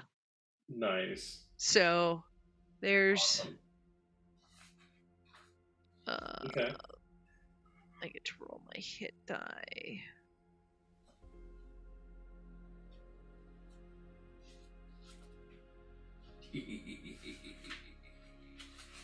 Woo! 2! Hey, every little bit helps. Now, do you get to add your con to that as well? No. Or is it just the die roll? No, it's just a die roll. Fair enough. I mean, it's only temporary hit points. It's not even. Costello is going to continue readying an action to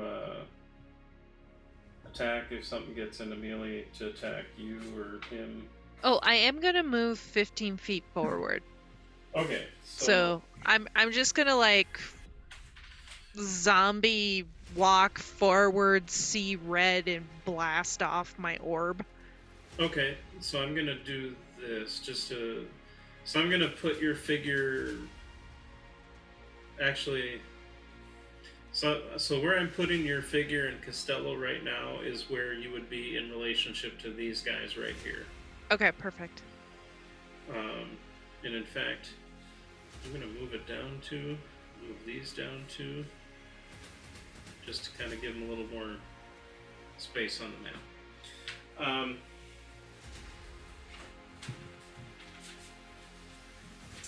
That is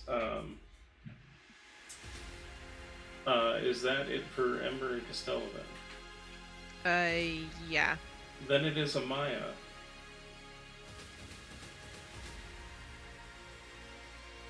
Well, Amaya's still just working on getting the inspired woman's body and her stuff out with Gavin. Okay. So now, like the staff is going to be. Okay, so now if you wanted to, you could spend your round to like stuff the crown and the staff in your bag of holding. Yep, I will deposit those items as well. Okay. And that'll be pretty much it for that. Gavin?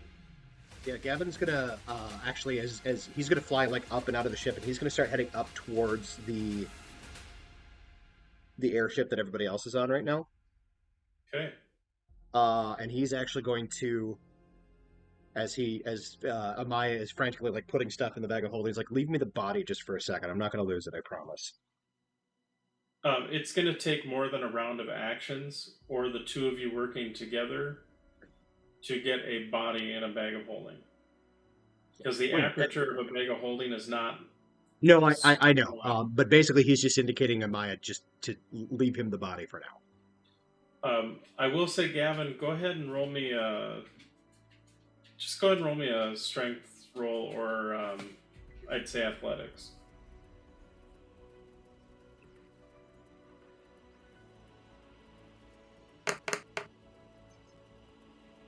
Fuck you, 5. Okay. You want to head towards the airship, but you find you're effectively you're like feather falling. Like the weight of carrying the dead body and Amaya is just kind of too much, and you're holding on for dear life. But you just find like you want to go up, and it's like and you just kind of start heading towards the ground, but again in a very controlled descent, much like Featherfall. Like you're not in worry of getting injured necessarily. It's fine. You can let me go. I will join the crew down on the ground. And actually, you say that, and you see Liddy with all of these goblins sticking out of it's kind of soaring by. You see, actually, yeah. Gavin's like, actually, you're good. I'm good.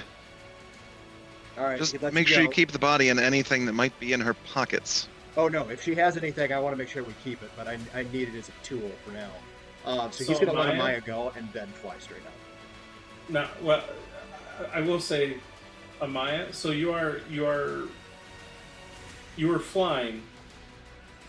So you're not necessarily on the deck of the ship anymore, and Yes. you're easily about 500 feet up. Yeah. Okay. Falling damage hits a cap at some point, and Maya's got slow fall. May not be pleasant, but she's not gonna die. We're practically gods. No! Yeah, That's what Amaya is saying right now. This is feeling like a goldfish moment. This is feeling like a goldfish moment. Yeah, this feels a little bit like a goldfish moment. However, Gavin has definitely learned not to go against Amaya's wishes, so he does let her go. That is fair. He does so maybe kind of like, as he lets her go, he tries to like shove her towards Liddy. So Rhiannon, you are next then. Yeah, sorry, I just had to like retype that note because Gavin changed his mind. Like no. If I use my bonus action in addition to my action, can I get the ship to move faster? Ooh.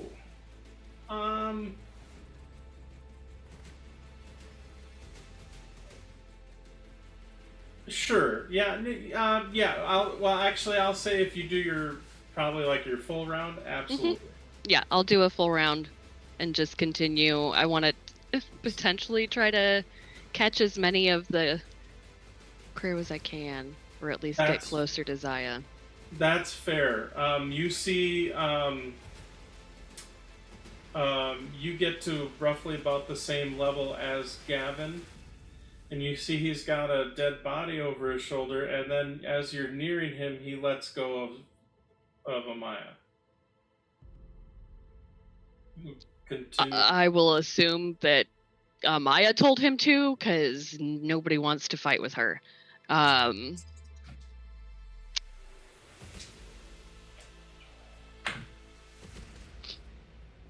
But I will, if I can, angle more toward Amaya, because Amaya's still. You were able to, with doing the full round, you're able to close the distance with like Gavin and Liddy. Mhm. But I'm gonna say Amaya's continuing to fall past kind of where Okay. you're able to get to. I'm hoping she's falling slowly enough that I can catch her. But that's it for me. Quickly interject. As she pulls level with Gavin, was that the end of my turn, or is there an action I can take here? I'd say there's still an action because you're letting go wouldn't necessarily be an action. Okay, so Gavin, then seeing the ship is now on par, like moves laterally towards the ship and just shouts for everybody on deck to hear as he proceeds to kind of display the corpse that he has. Your mistress is dead. Stand down now and we may let you live. If you don't, we're gonna blast you into fucking next realm. Go ahead and make an intimidation roll, I'd say with advantage, because let's face it, you've got her corpse in your hands. Do I see Gavin and hear him? You see Gavin, and you see Mistress's dead body with the broken neck lolling in a manner that would indicate that her head went about 180 degrees in a different direction than her body. I imagine her head is lolling in ways that ought not be lolling. That is a 19. Okay.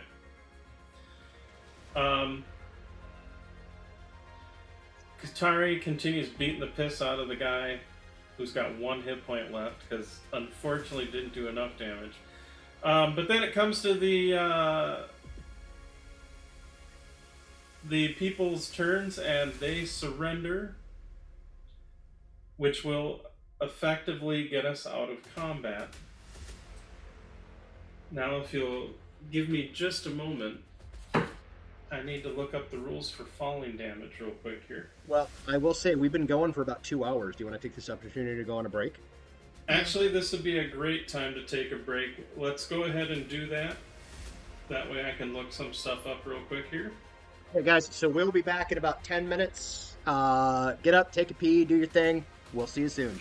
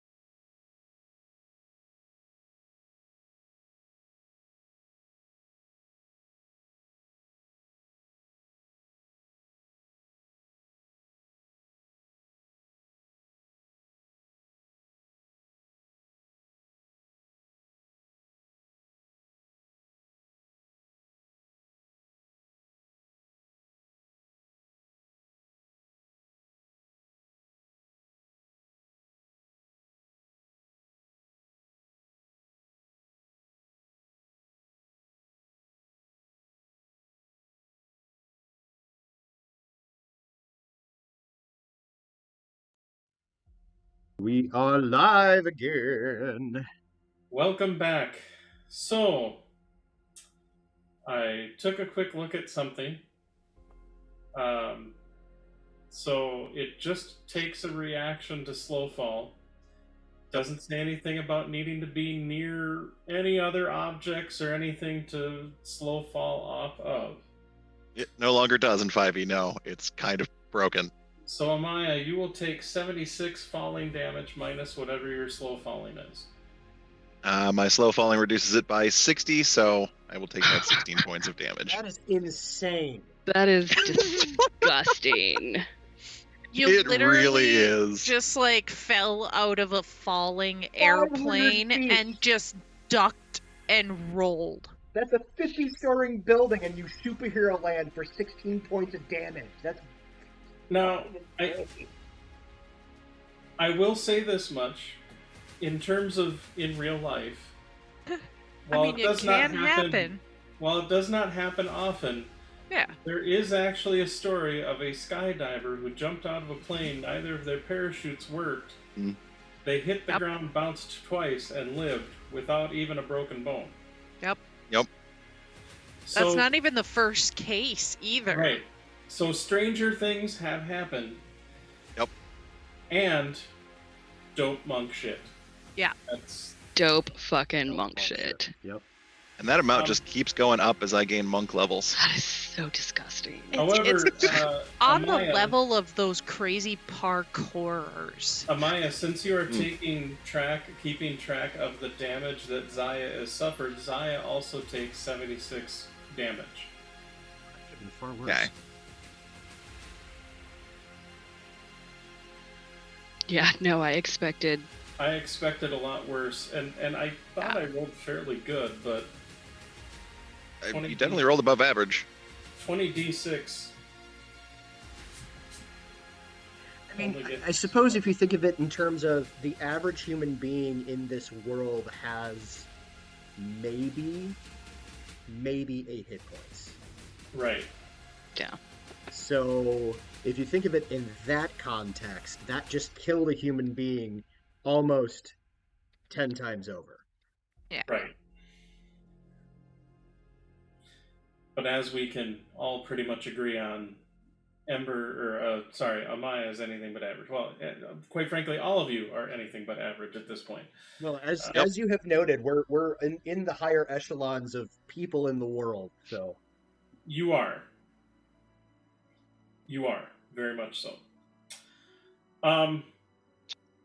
So yes, Rhiannon, as you pilot the ship down, you see Zaya crash into the ocean, and just this huge spray of water kind of shooting out everywhere as eventually the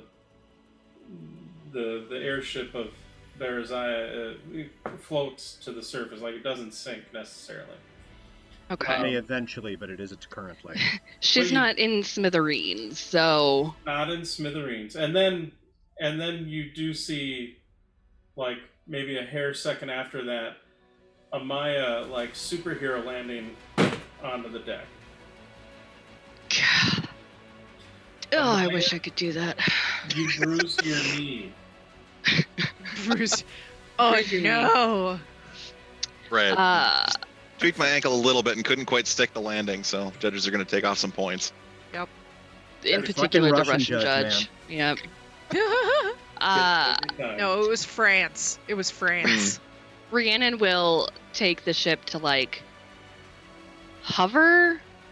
I'm assuming I can do that. Is there... You can. You'll probably have to be, like, to make sure the spars don't necessarily, or the elemental ring necessarily damages anything, Mm-hmm. you'd probably have to be about 50 feet up. Yeah, that's fine. Yeah. Amaya? Once we're down low enough, and we've kind of got things settled on deck, like I'll put the corpse of Mistress on the deck, and then I'll swoop down and grab Amaya and pull her onto the ship. So Maya Okay. did land on the ship. Oh, on this ship, not on Or Zaya. no, on Zaya. Gotcha. Sorry, Maya Okay. landed on Zaya.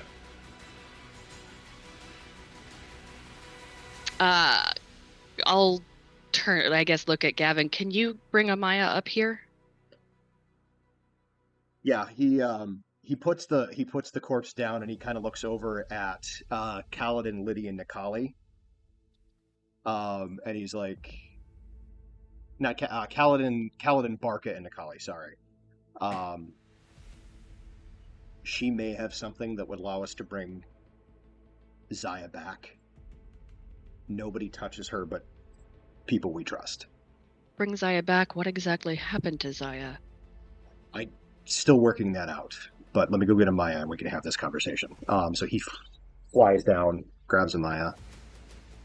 And Amaya's going to kind of try to grab out the other like bags of holding and other magic items that we've just had kind of stored in Zaya for now, and kind of try to take them with us while we're figuring this all out. Okay.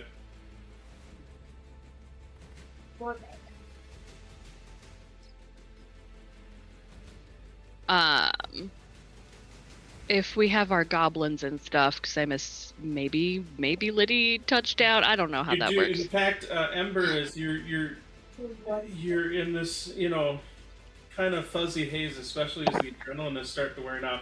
But you see what looks like a cloud of goblins, and some of them even have faces you recognize. You think you see Wanda, Tulio, and Thralila be like, "Boss!" and like they're like reaching out to you, like wanting to give you hugs, but they can't seem to like reach because this floating cloud, and then it kind of comes in and out of focus, and you see they're all stuck to Liddy. Who made my goblins balloons? Well, and that's the funny thing. Liddy is flying, so you see. You actually see all of a sudden the cloud open up and you see this set of teeth and goes, "That's me." Oh, buddy. Uh, That's cute. And slowly kind of settles down as like, "Am I landing here?" Yes. Okay, so Liddy, that starts.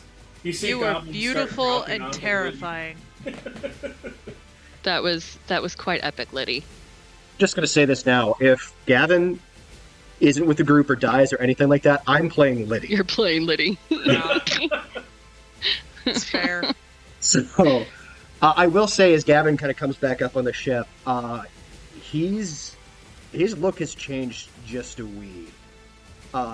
His normally very violet eyes have gone full black, but at this point, and that's happened before, but at this point, even the sclera are full black, and he's got these sort of black markings marring the sides of his face.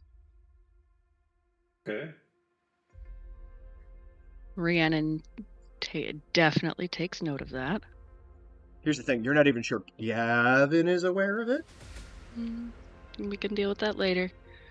But yeah, so he deposits Amaya on the ship. Amaya, what happened? Are you okay? Where's Zaya? I'm fine. Zaya, Well, let's get the prisoners below decks before we have that discussion. good point.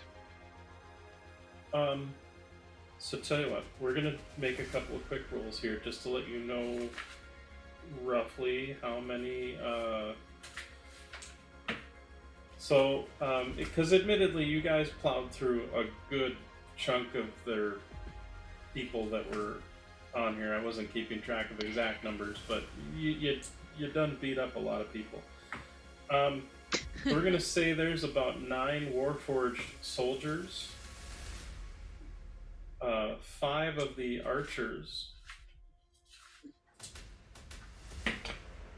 and 10 of the what you would assume are more of the martial artisty types, considering you've come across them a couple times now, that are left aboard the vessel to be taken prisoner of. there is also in the hold of the airship looks like a Warforged Titan. Oh, that's interesting. In fact, you see it's kind of being suspended in some chains above where the main cargo doors underneath the ship would be. Costello, you didn't tell me you had a big brother. Depending on what had potentially happened in the fight, it could have been dropped off as a little surprise. But then other things happen. That's terrifying. And it is But active. it's now ours. It is active. Like you do see its head move if you enter into the hold or peek your head into the hold. Like it is, but it is kind of suspended and just kind of sitting there waiting. Hey, yeah, anyway, keep going. Once everybody's below decks, then we'll leave Kaladin and Nikali to keep an eye on the prisoners below decks. I think I'll throw Liddy down there too, and just let him have the fly spell for as long as it lasts. Sure. I'll give call Bark him a big ol' hug. Porthos. You kept me safe. Good Barca. What I do? You did a good job, buddy. For Right. those of you that are on the deck, I will say you do see there is a Warforged standing next to Ember. Okay, you can see me now. To Costello. Ah, yes. Thanks for your help and for not murdering me. Right. Everyone, this is Costello. He's awesome. He was my jailer. He was so nice.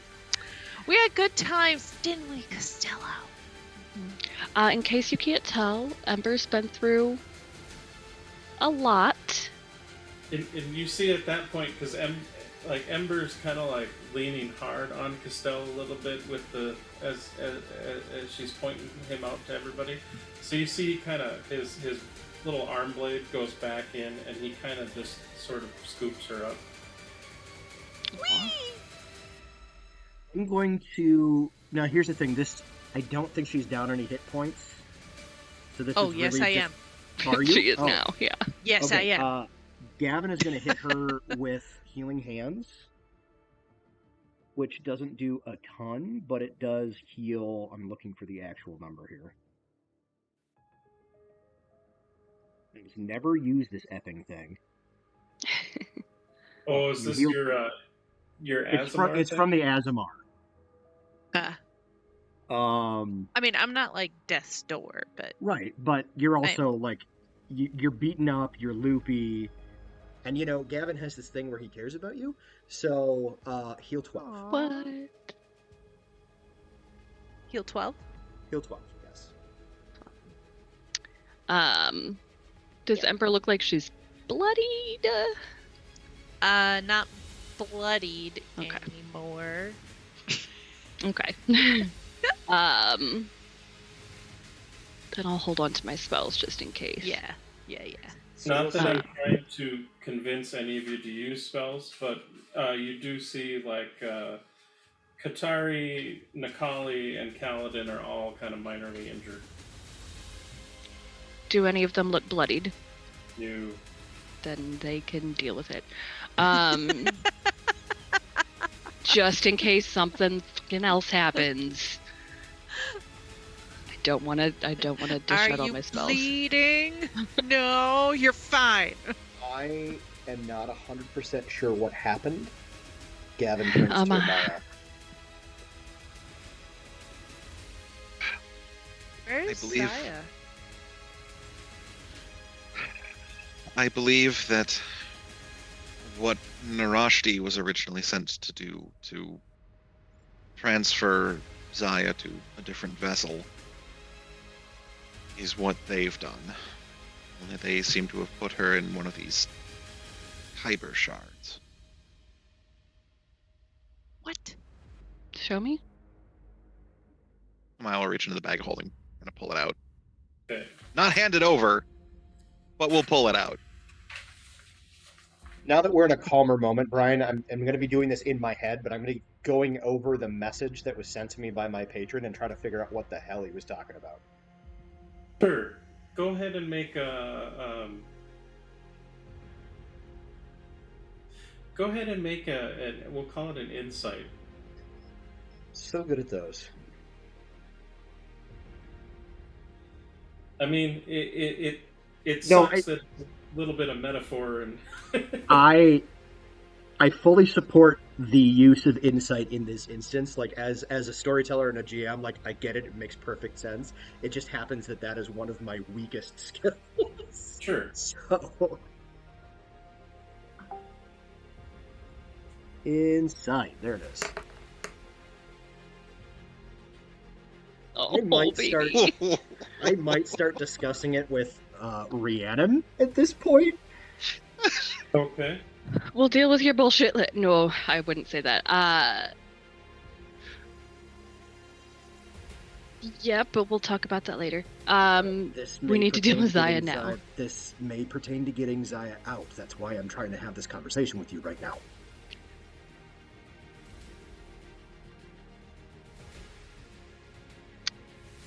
Okay.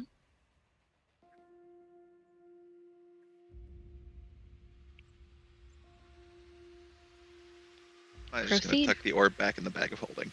Yeah.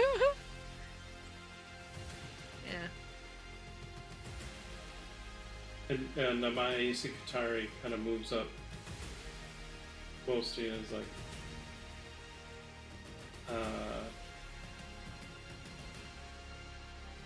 that's what I think it is.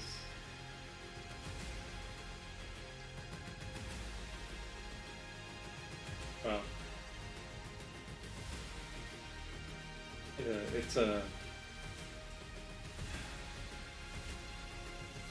If I think it's what it is, then Zaya's trapped inside. I've heard stories, but you know, I guess I haven't really seen one before. But it's, you know, it's always been kind of boogeyman stories, and Lord knows there's plenty when it comes to the inspired. But the Quarry name for it would be Arimaran Ziega. Will you put that in the chat? Yeah. Thank you. Translates to a soul vault or soul dungeon. I will also add, my reaction to Rhiannon's comment was Adam reacting to "we'll deal with your bullshit later," not what she actually said, so I imagine my reaction would be a little bit more tempered than it was. Thank you. Do you know anything about undoing it? Rhiannon is watching Katari very, very carefully. Go ahead and Rhiannon, go ahead and make an insight roll. Since you're suspicious of her and so fucking suspicious. She's moving closer to where I know Zaya is now.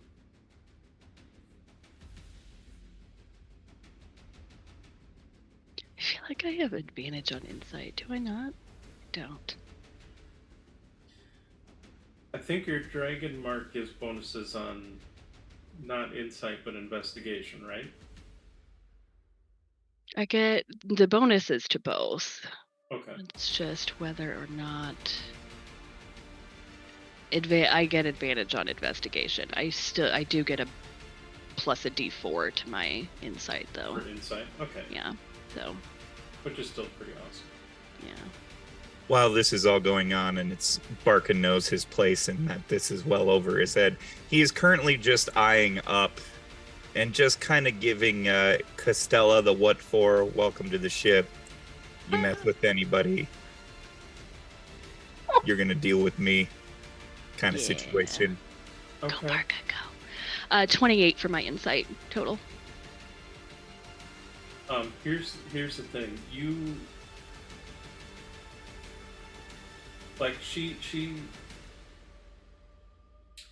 she's not concealing anything that you can tell. Like, she looks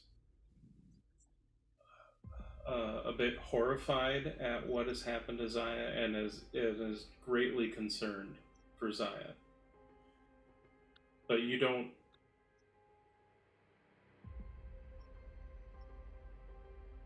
You don't. Can I tell to what end? Like, because someone else got to Zaya first, or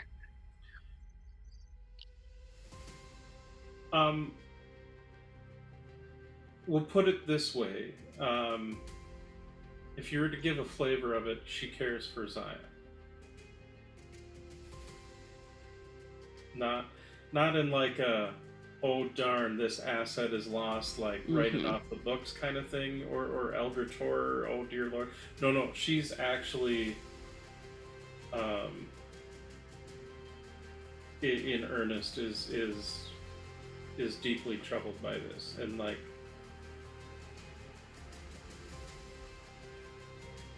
in fact, you get kind of a sense that, like, I mean, granted, you've seen her mess with you, and yeah, it's kind of grade school stuff that you're used to, but but like, you almost kind of feel like her walls have dropped a little bit. Like, she's just primarily concerned about Zaya in this case. It's like, I have no idea. I'm not huge on what is involved. I don't even know. But Amaya, Gavin, what did your patron say to you that you think could help? I basically relate that I reached out to my patron and asked for how to help. And then I relate in as much detail as I can manage the events that happened in my vision.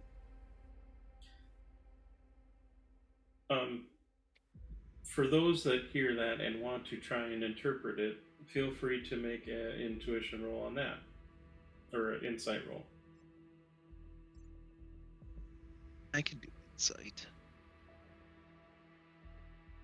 Why not? 23 for Rhiannon. Not with a nat one, though. Damn. Oh no, Maya! I have to do disadvantage. 12 for Barca. 6. Admittedly, Amaya, you're just like you're Too distracted. And you're, quite frankly, you're kind of running on autopilot, because if you don't, you're gonna kind of shut down completely, and like the disciplined side of you knows that now is not the time for that to happen. There will be time for it later. It will be a thing, but you at least, your autopilot has enough cognizance to know that, like, you just need to keep going, you need to do the thing. But as far as the stuff, yeah, you have no idea otherwise. For Rhiannon and Barca, as he describes it, it kind of makes, like, on a very simple kind of level, this chained individual or bound individual was receiving help from someone else. Yeah. Which ultimately you think to interpret based on what little information, what little sensory information there was, because it was just kind of a snippet, so to speak. That his patron believes, or is suggesting in guidance, that maybe you need to search out help in this regards. It may not be something that that Gavin at least could necessarily do on his own. We'll leave it at that.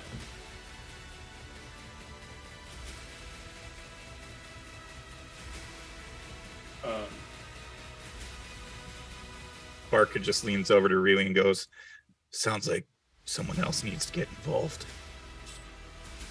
I think you're right, buddy. Well, Thank you, Gavin. Amaya, can we see the orb again? Please. I'll pull it back out of the bag of holding. Can I, like, make an Arcana check or what? Nope. Here's what I want to do. Amaya is holding it, yes? Yeah. Yes. Okay. So it's clearly not dangerous to being held. No. Okay. Amaya, may I hold it, please? I'm not going to hurt her. I just want to take a look at it. And kind of points. Aware. And she kind of, I you know. can tell it's reluctantly, but she understands and she hands it over. I still have my true sight up. You do. And I will say, Amaya, when you hand it over, your sister just kind of doesn't really say anything, but just kind of grabs your hand and kind of squeezes. Gently squeezes. I'll squeeze back. Yeah. So Rhiannon, with your true sight, like at first, the primary layer is that you see this, effectively kind of this Kyber-esque crystal. And in fact, you see the little kind of undulating swirl inside of the crystal, almost as if there was a little something alive, which is very common to a lot of dragon shards that you've seen, because you know all the dragon marked houses and technology nowadays usually uses dragon shard technology, so you know what that looks like. Mm-hmm. And then you almost kind of like, with your true sight, you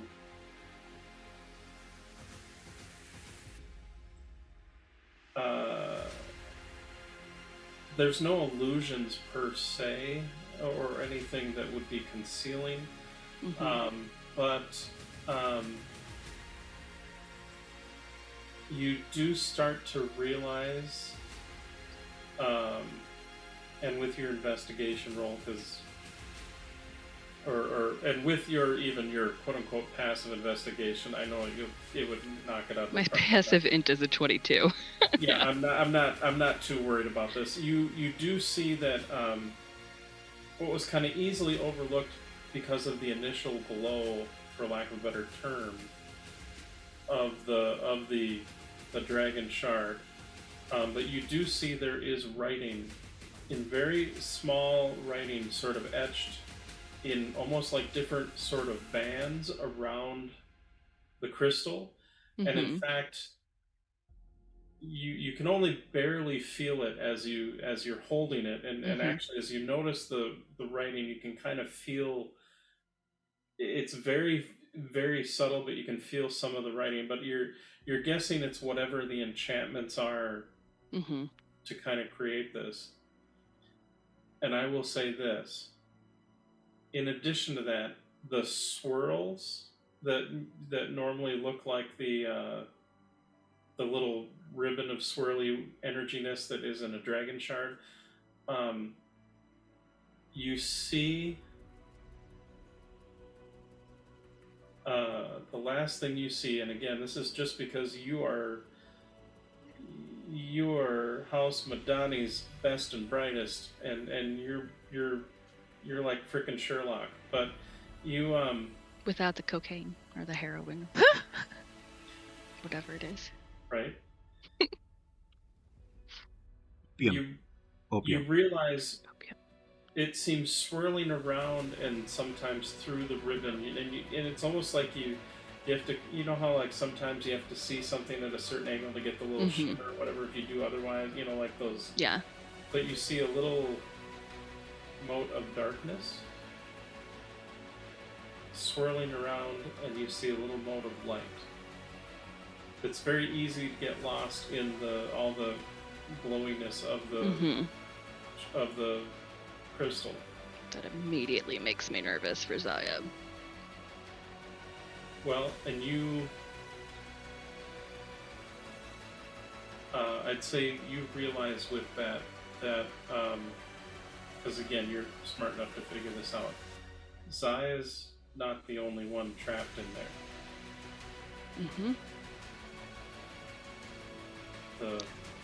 I will say that part aloud. That Zaya is not the only one no. trapped in here. And Amaya, when she says that, even though terror kind of builds up a little bit, you realize too the actual the inspired of Sarlona, the actual people of Sarlona, they're, for lack of a better term, like the Dreaming Dark has kind of become their quasi-religion, and they are usually those that are vessels for the quarry spirits and are possessed by them, tend to be the most devout. And now it makes a little bit more sense why when you were beating the crap out of her, she was just showing kind of ecstasy, because from her standpoint, she had fulfilled her role and done her duty for her god. Sure. And whatever came next, it didn't matter. Like, she had fulfilled her purpose. That sort of religious. Right. Devotion, or that's not the right word, but you get what I'm saying. So like, it starts to make sense. Like when you were probably kicking the crap out of her, the spirit had already been inside the crystal with Zaya.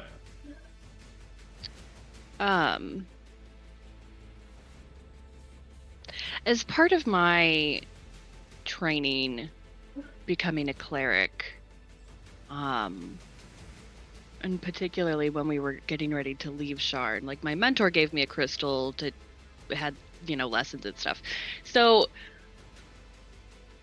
I want to try to, like, I guess, meditate like I kind of would, but reach out into the crystal, because that seems like a great idea. Trying to reach out to Zaya. Okay. Using that crystal to reach out to Zaya does not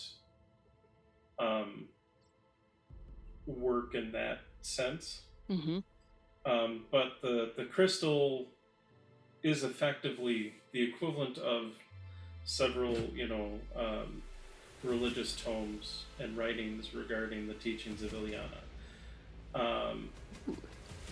So, while it wouldn't help you necessarily in a direct communication, you realize that you could spend some time researching to see if there's anything else involved that might be.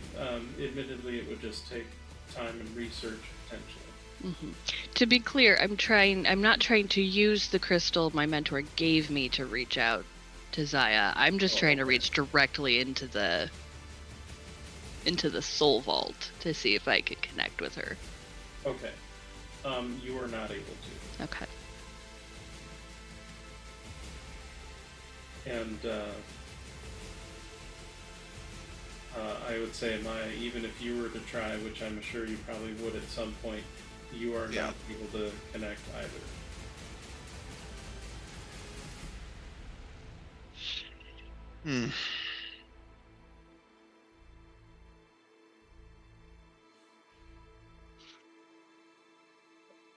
Wow. I think at this point, Gavin is going to start coordinating with like Barca and some of the others to salvage as much as we can from Zaya, the ship Zaya. Is it repairable? I mean, she's still afloat, so to speak, in terms of floating on the ocean. She is not, with Zaya's spirit basically gone from the vessel itself. It is now effectively just a regular sailing vessel, more or less. So the damage that's happened to her is, unless someone works to try and repair it, it's going to stay where it is, so to speak. Like, there's no regeneration or no... Yeah. Right. If we are We can at least unable, make sure that like she's not actively sinking. Sorry, babe. if we are not able to repair the shell,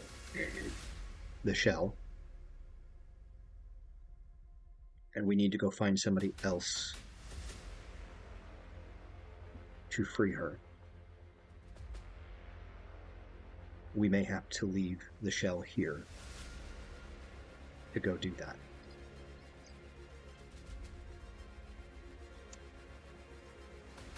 Uh-huh. Uh-huh.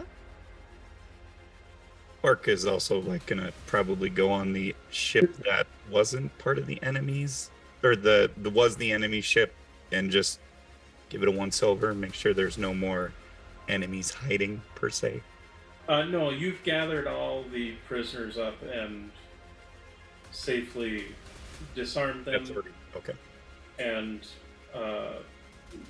disarm them and imprison them, or however you want, put them in the brig or what have you, or designated certain areas to lock them up in so they cannot necessarily get out. So you're able to secure the vessel. That's not a problem. Admittedly, their ship is shot to hell, and parts of it have been on fire. Not that ships have a bloodied value, but they are severely bloodied, and realistically, a few more rounds of combat, their ship probably wouldn't have survived.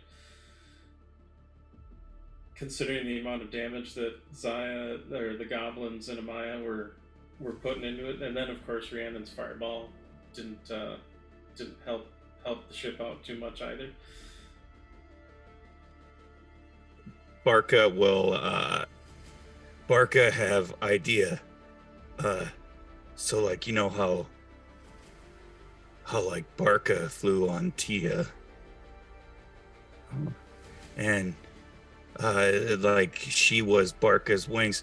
What if we took the wings off the enemy ship and attach it to the ship that's supposed to be Argia, but isn't Argia now, because Argia is in a crystal. It's all very confusing, but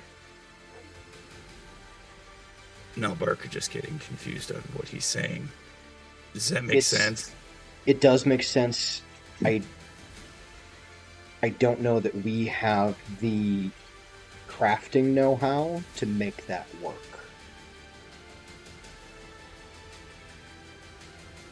The closest who could come to it would be Amaya. I am going to get my smart crystal and go think about things. And I want to use my wand of sending to cast sending to Havakad. Okay.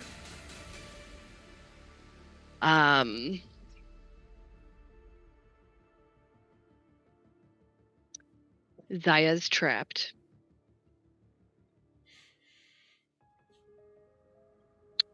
How do I free her from whatever the quarry term for it was? Yeah, you can just call it the soul vault. The soul vault. We have it secured. She's not alone.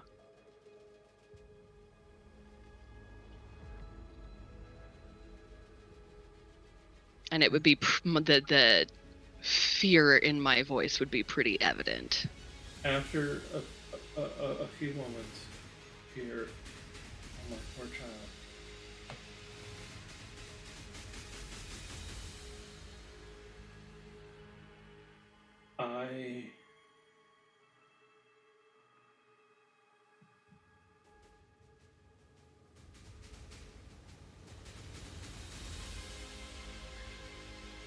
I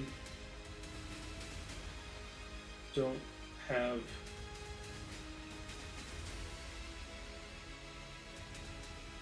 the ability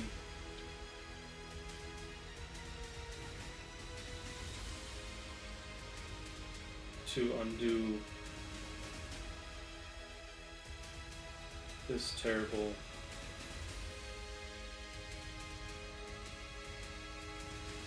event.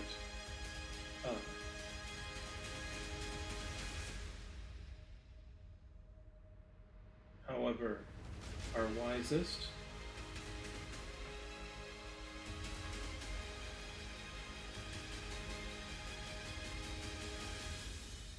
are in Adar.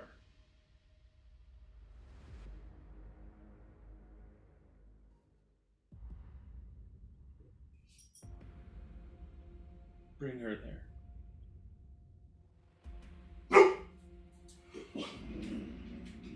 I know, puppy. That's how I feel about it too. And you see, and then it's like, and may the light, and that's kind of where the message Yeah. ends. Okay. I'm just researching, and that'll be the end of my stuff. Gavin, after Barca says his piece, and Gavin responds. But then Gavin, bearing in mind that at this point the sclera has returned to white and the markings on his face have kind of faded, Gavin gets kind of a look, like he's pondering something.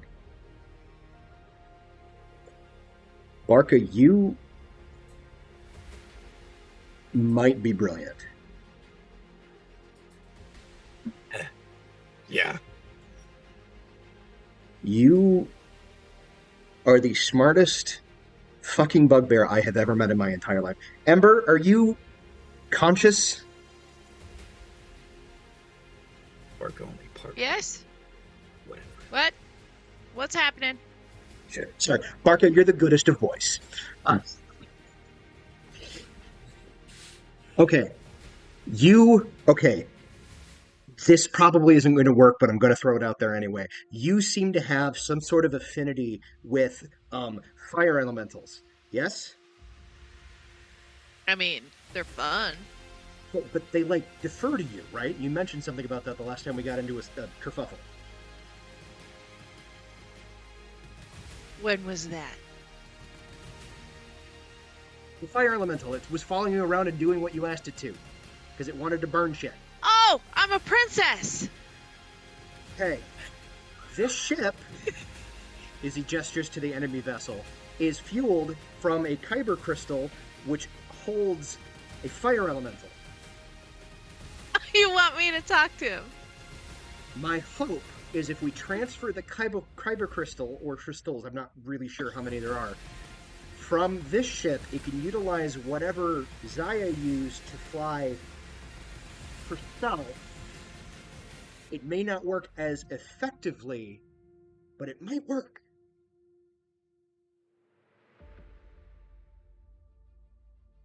Wait, you want I want you to try to talk to fire- the fire elemental that is trapped here on the enemy vessel. Yeah, and move it to our ship. And if we can move it to our ship, and it can utilize whatever Zaya used to make our ship go... But Zaya was just Zaya. I know. I'm aware of that. But airship elementals are also just airship elementals. The principles aren't the same, but the results are. Fair. I'll talk to him. It's maybe a terrible idea. Hey! And I'll just start walking over. This was perhaps something that should have waited till later, but that's fine. So Ember, you start making your way down, and Costello, for the most part, will follow you. Like he, I think I'm gonna stick with Ember too. Okay. Barca follows Costello. That's fair. What's it? And you proceed to get down into the chamber where the kyber crystal that the elemental is housed. And I talked to him before. Yes, but you're also a little loopy. So you enter into the where the actual kyber shard or dragon shard is that is housing this elemental, and you see it's fairly big, like maybe I'd say the size of a beach ball,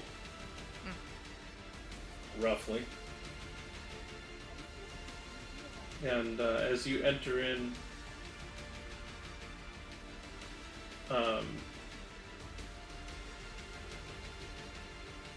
Ember, you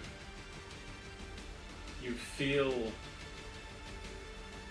a warmth kind of spread over your body, and it's comforting, like a comforting warmth, like warmth is invading your, seeping into your body, like after you've been outside in the cold and then you're standing in front of the hearth of a lovely fire. To everybody else, it's just warm in this room, like kind of uncomfortably warm.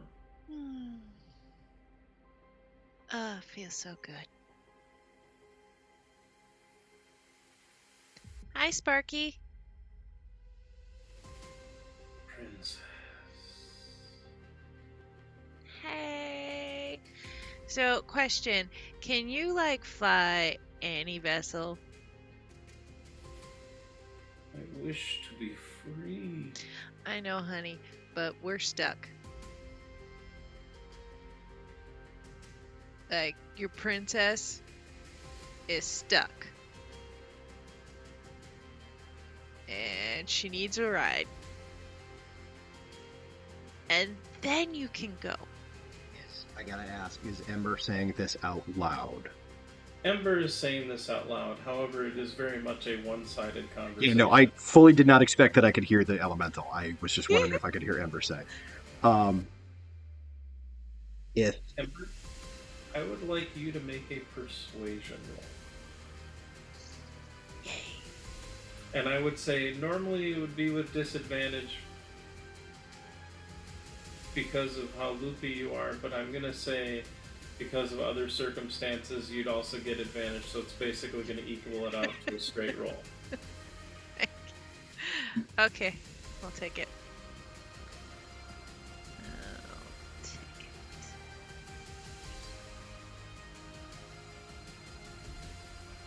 Oh, come on.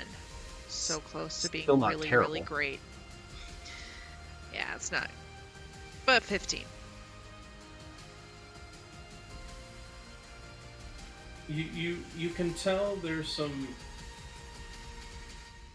frustration in its voice, like it definitely doesn't want to be here per se.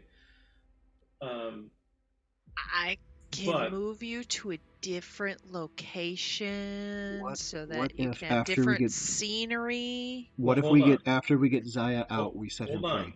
Sorry. Hold on. And for the rest of you in the room, it starts getting uncomfortably hot, and you start a little bit. But Ember, you hear, "If I bring you, will you free me?" Personally.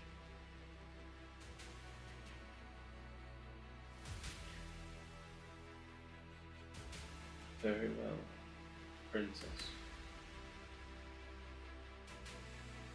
Show me where you would like me to go. And you get kind of the sense, like, not in a, like, existential way, but, like, literally, like, pilot the vessel, show it where to go. Like, oh. No. I need you to fly a different ship, not this ship.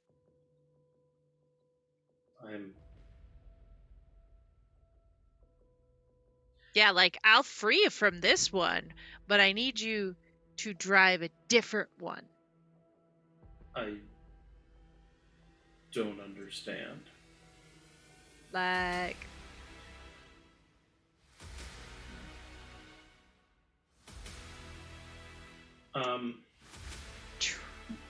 Transfer you to a different boat.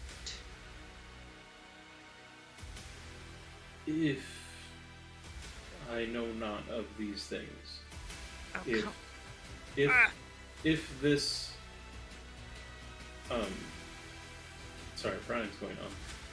If you know how to do this, I will agree to our terms. Cool. I mean, this thing doesn't necessarily know magic, arcanotech, whatever. It just knows it's trapped in a crystal. People give it commands. It does things, which makes the boat move. Like it doesn't. Okay. It's not. You have a lot of knowledge and arcane knowledge and all sorts of stuff. It doesn't. No, that's fair. No. That gives us information. Hey guys, it's willing to come with us. It just has no idea how. Wait, no, that's okay. We just needed consent. Amaya? Yes. Let's try to retrofit our ship and see if we can't get it to connect with Like, is there the a way elemental. we could tow it? Like, could we connect them together? We could tow it, but one would be in the water and one would be in the air. Well- That makes us a really big effing target. I mean, we're already an effing target. So, jumping back to the previous questions, because we got a few. Amaya, I'd say you know this much. Granted, this is one of the older style airships, so it is much bigger, and in fact is kind of longer and wider than what Zaya is. Sure. It's definitely one of the bigger vessels. That being said, you know there are, at least you know of, I mean, you have some arcane knowledge, if I recall, or some knowledge in Arcana, if I recall. I'm not 100% certain. Not really. Not Amaya so was much. never terribly good at Okay. magic stuff. It's not just taking the shard with the elemental and throwing it into a new ship and having it go. You know, at least from when you saw the different technicians and artificers work on it, like there's like cables that run to the spars, there's that channel the power through, there's other bits of technology, but being that you're not, and you've seen them, you've seen that in general when they were doing maintenance or repairs on ships that you've been on. Sure. In fact, it kind of briefly, sort of vaguely reminds me of kind of all those different cables and other things that you saw at Jaredin's tower inside a Skyhold. Gotcha. But you know that there's that equipment, which is kind of built into this ship, is gonna it would take some time to get it out of the ship, so to speak. I mean, or to build something the equivalent thereof on the shell that is Zaya. Now, as far as what somebody said, as far as potentially dragging the ship, I mean, yeah, neither ship is necessarily in decent shape right now, but there are plenty of ropes and cables and chains and whatnot that potentially you could tow it. You might even be able to lift it out of the water for shorter periods, but honestly, even the big Soarwood ships are not meant for hauling that much weight. Like you might be able to get it out of the water, but it probably wouldn't be floating very high. Like, but dragging the ship, so to speak, using the airship to drag it, I mean, yes, it's not ideal, but that in and of itself, that scenario could be done very easily. Okay. In comparison to everything else that you've been kind of going over. So it sounds like actually trying to move the elemental stuff and the propulsion of it, Like if we were at an airship dock with an experienced crew and had a little bit of time, they could probably get that done. But like out in the field with no experienced technicians, that's probably just unfeasible. Yeah. We probably release this spirit. That's what's.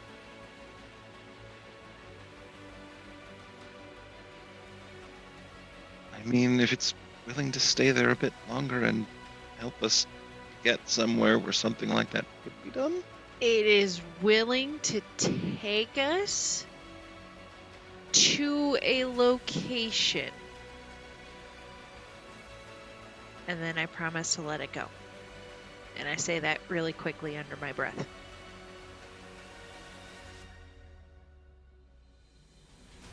Right. So we'll need to make it a good location. Yeah. At which point Rhiannon bursts back onto the scene with the, we need to go to Adar or whatever. Adar. That place. Why? Because that's where the wisest of the quarry are, and pretty much that's the only people that at least Havakad believes can help. Guess we're going to Adar. Right. Let's rig the ship so we can Are we drag Zaya with towing? us. We're towing. I Got don't- it. I mean, unless we abandon her, which I'd rather not do. Absolutely not. Wasn't proposing that we do that. I was just saying that that is our other option. Yeah. Okay. Man, how far is Adar? You said that there were some of the woman's things here. What did she have with her? Mistress! Oh, I get sad. I have to ask, at this point, did we manage to get her body into the bag of holding, or was that something we hadn't gotten to yet? I would say at this point, if it is still your inclination, then yes, probably you and your sister would start stuffing the corpse into the bag. Well, because I'm just kind of wondering about the order of things, because if The order of Rhiannon operations here. right, if Rhiannon's like, well, what else did she have on her, then the course of action would be, well, let's go somewhere where we can kind of keep everything self-contained. She also had this staff, she had this crown, and pulls her out of the bag. Well, Here's everything tell you else that what. was on her. Well, so we'll tell you what. We'll say this, Rhiannon. As you ask this, you see that Amaya and Katari are about halfway through pushing the body into the bag of holding. Whoa. What? Oh my god! No. I meant, had we done it before, if her body wasn't in the bag of holding already, this is not the time when we were gonna do it. I was wondering if we'd had the time to do this before this conversation started. What the hell? You guys kind of regrouped right away, so I to go over what you know now. Rhiannon did go. I did go off for a while. Yeah. Go off for a little bit, so I'd say it's probably been about an hour of. Okay. We'll call it like maybe roughly about an hour of time. Okay. So she would absolutely have been in the bag by then. So it is nighttime now because you guys attacked kind of when you're kind of dusk, or it is completely nighttime. It's a starlit sky with the several moons above. Okay. As far as that goes. So then, yes, the staff, the crown, and her body and everything else on her then get pulled out of the bag of holding. So it is drawn out. Into Amber. The whale. Okay. I don't. and this is a little bit horrible, but now I've thought of it, so you all have to think about it too. Since getting the body into the bag of holding through that smaller aperture was probably a little bit of a bane. No. To get everything out, there was the only stuff in the bag, so just turns it inside out and pop, out comes the body. Yeah. I mean, that'll Ew. work. But Gross. hey, the head is now facing in the correct direction. Granted, the neck is still twisted around about. Oh. I could get really dark. Let's Right nope. now. Let's nope. I think we're dark enough right now. Right? I'm like, Ember's a little fucked up right now. I will cast Detect Magic on. Mistress. Well, I'll cast Detect Magic. The crown and the staff are indeed magic. What are these schools of magic? For right now, we'll figure that out later. Okay. You will get the information. I just haven't figured that out yet, and we'll get it figured out. Okay. I thought for some reason I had legend lore or something. I must be thinking of Alindra. Nobody has identify, do they? I do not. Looking pointedly at Ember. Hang on. Nikali does not. Because I don't think I have access to it.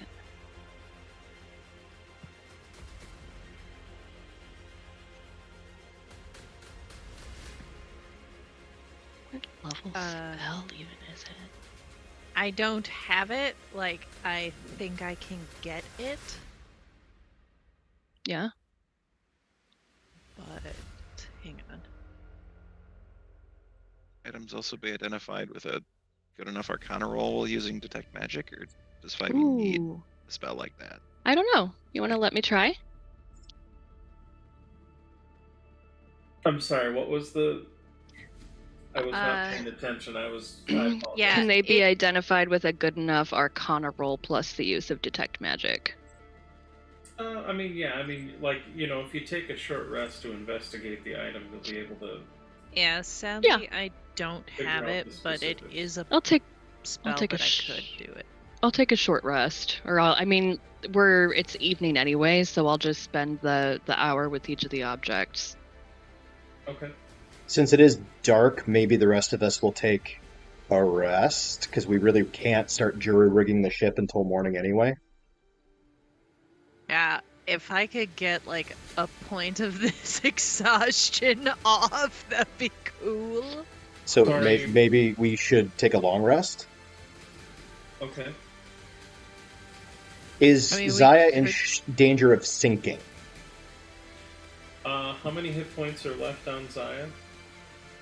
Well, she would have been at full hit point, or no. Wait. You She took got hit by some something. damage in the fight with the airship before her spirit got That's right. taken out, as I recall. Yes. So she is a little bit over 100 hit points. So she's taken some hits, but she's still got more than a third. So she's damaged. There's probably some leaks here and there, but for the most part, is not in fear of sinking any time soon. Okay. Then it go ahead, probably sorry. wouldn't hurt to have a couple of people maybe doing a little bailing or bilge pumping, so to speak, every once in a while. But I mean, it's not the leaking wouldn't be enough to cause her to sink, as long as some care is taken. I think then what Gavin will do is he will advocate that we take a long rest, and then he himself will probably Misty Step to Zaya and just keep an eye on things while he's resting. He won't sleep, but he'll take a rest. Nikali moves up to Amaya and just puts his hand on your shoulder and says, "I will also keep an eye as well." And just kind of nods, and then he He flies down. Barco will put his hand slowly on Amaya's shoulder and say, I will take a long rest. Slowly go downstairs. Yes. As will I. All right. So Go to bed, Ember. tell you what, we're gonna do this. I'm gonna And wrap it up curl here up next to Mistress. in just a moment. But what I will do, for those of you who are taking a long rest, you are able to do so. Yes. I will do my 2 hours for the objects, and then I'm taking a long rest. Just FYI. That is fair. And I'll follow up with you on that as far as what those are. I just don't have it prepped right now. Can I get 1 point of exhaustion Yes. erased? 1 point of exhaustion goes away. Thank you. And you do, yeah, Costello pretty much just stays with you and kind of watching over you as far as that goes. But you are all able to get a long rest. Now, Gavin. Yeah. So are you doing more of like a short rest and then kind of staying up with Nikali, or? Yeah, I think that's the plan. Okay. So. I'll probably also just stick with a short rest. Okay. So. You and Nikali are on the ship, and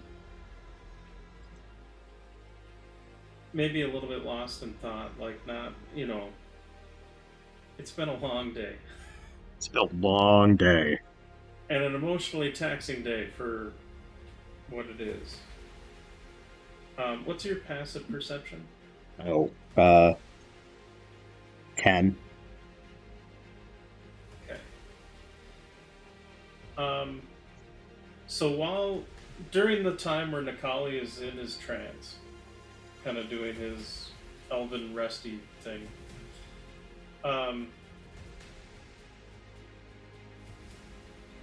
you're kind of lost in thought, and I mean, you're keeping an eye on the horizon and whatever, and it's kind of interesting having the glow of the fiery ring kind of going on above you, so that it takes you a few moments to start to realize that there's kind of a fog moving in around the ship until it's already kind of engulfed Zaya.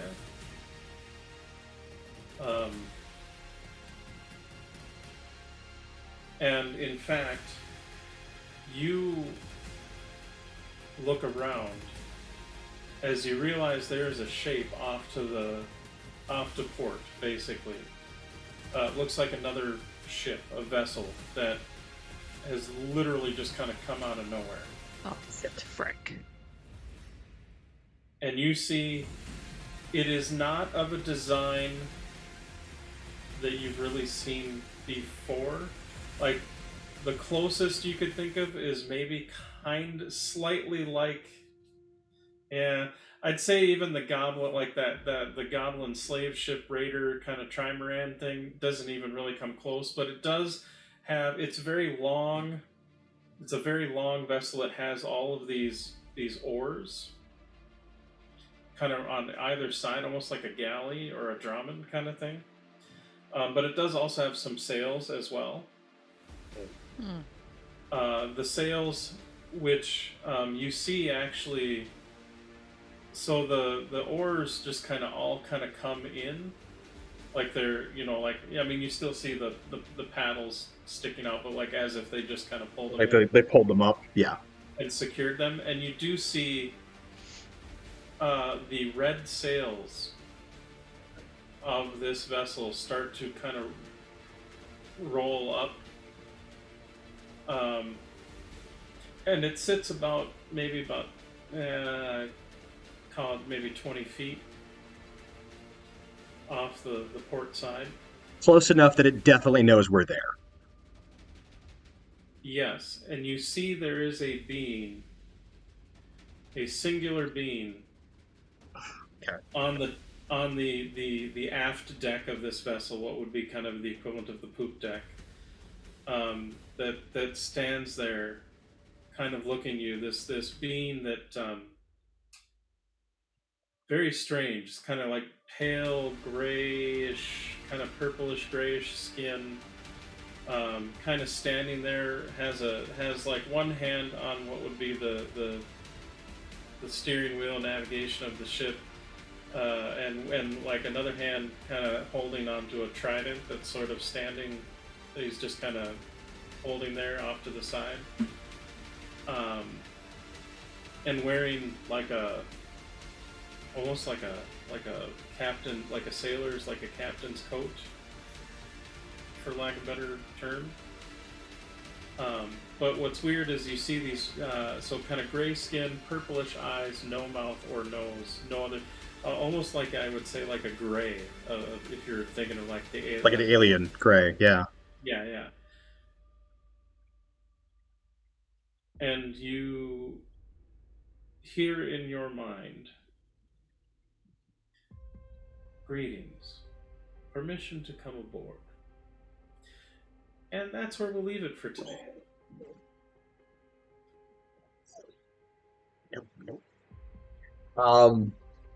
Okay. Thank you everybody for watching.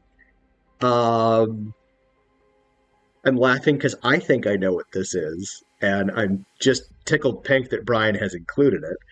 I could be wrong, but I want to say Yeah, thank you're you probably everybody. I What's can't that? wait for ship number 3. I said you're probably right. I'm probably right. Um, Our armada grows. Thank you everybody for watching. This has been a roller coaster of an RP session. Oof. It has been. Ooh. So we will be back. From your perspective, we will be back in 2 weeks. And we will see if I am in fact right in my assumptions about what is involved here. Thank you, my friends, for playing, because that was ridiculous and fun. Did you all Lots have of fun. Lots of fun. Did you have Yes, fun? I had a good time. Yes, but more scary stuff is here. Like, what the fuck? Brian, I love a puzzle to solve. So thank you for giving me a puzzle to chew on. I appreciate it. Absolutely. Anyway, so thank you everybody for watching. We will catch you in a couple of weeks. Bye, everybody.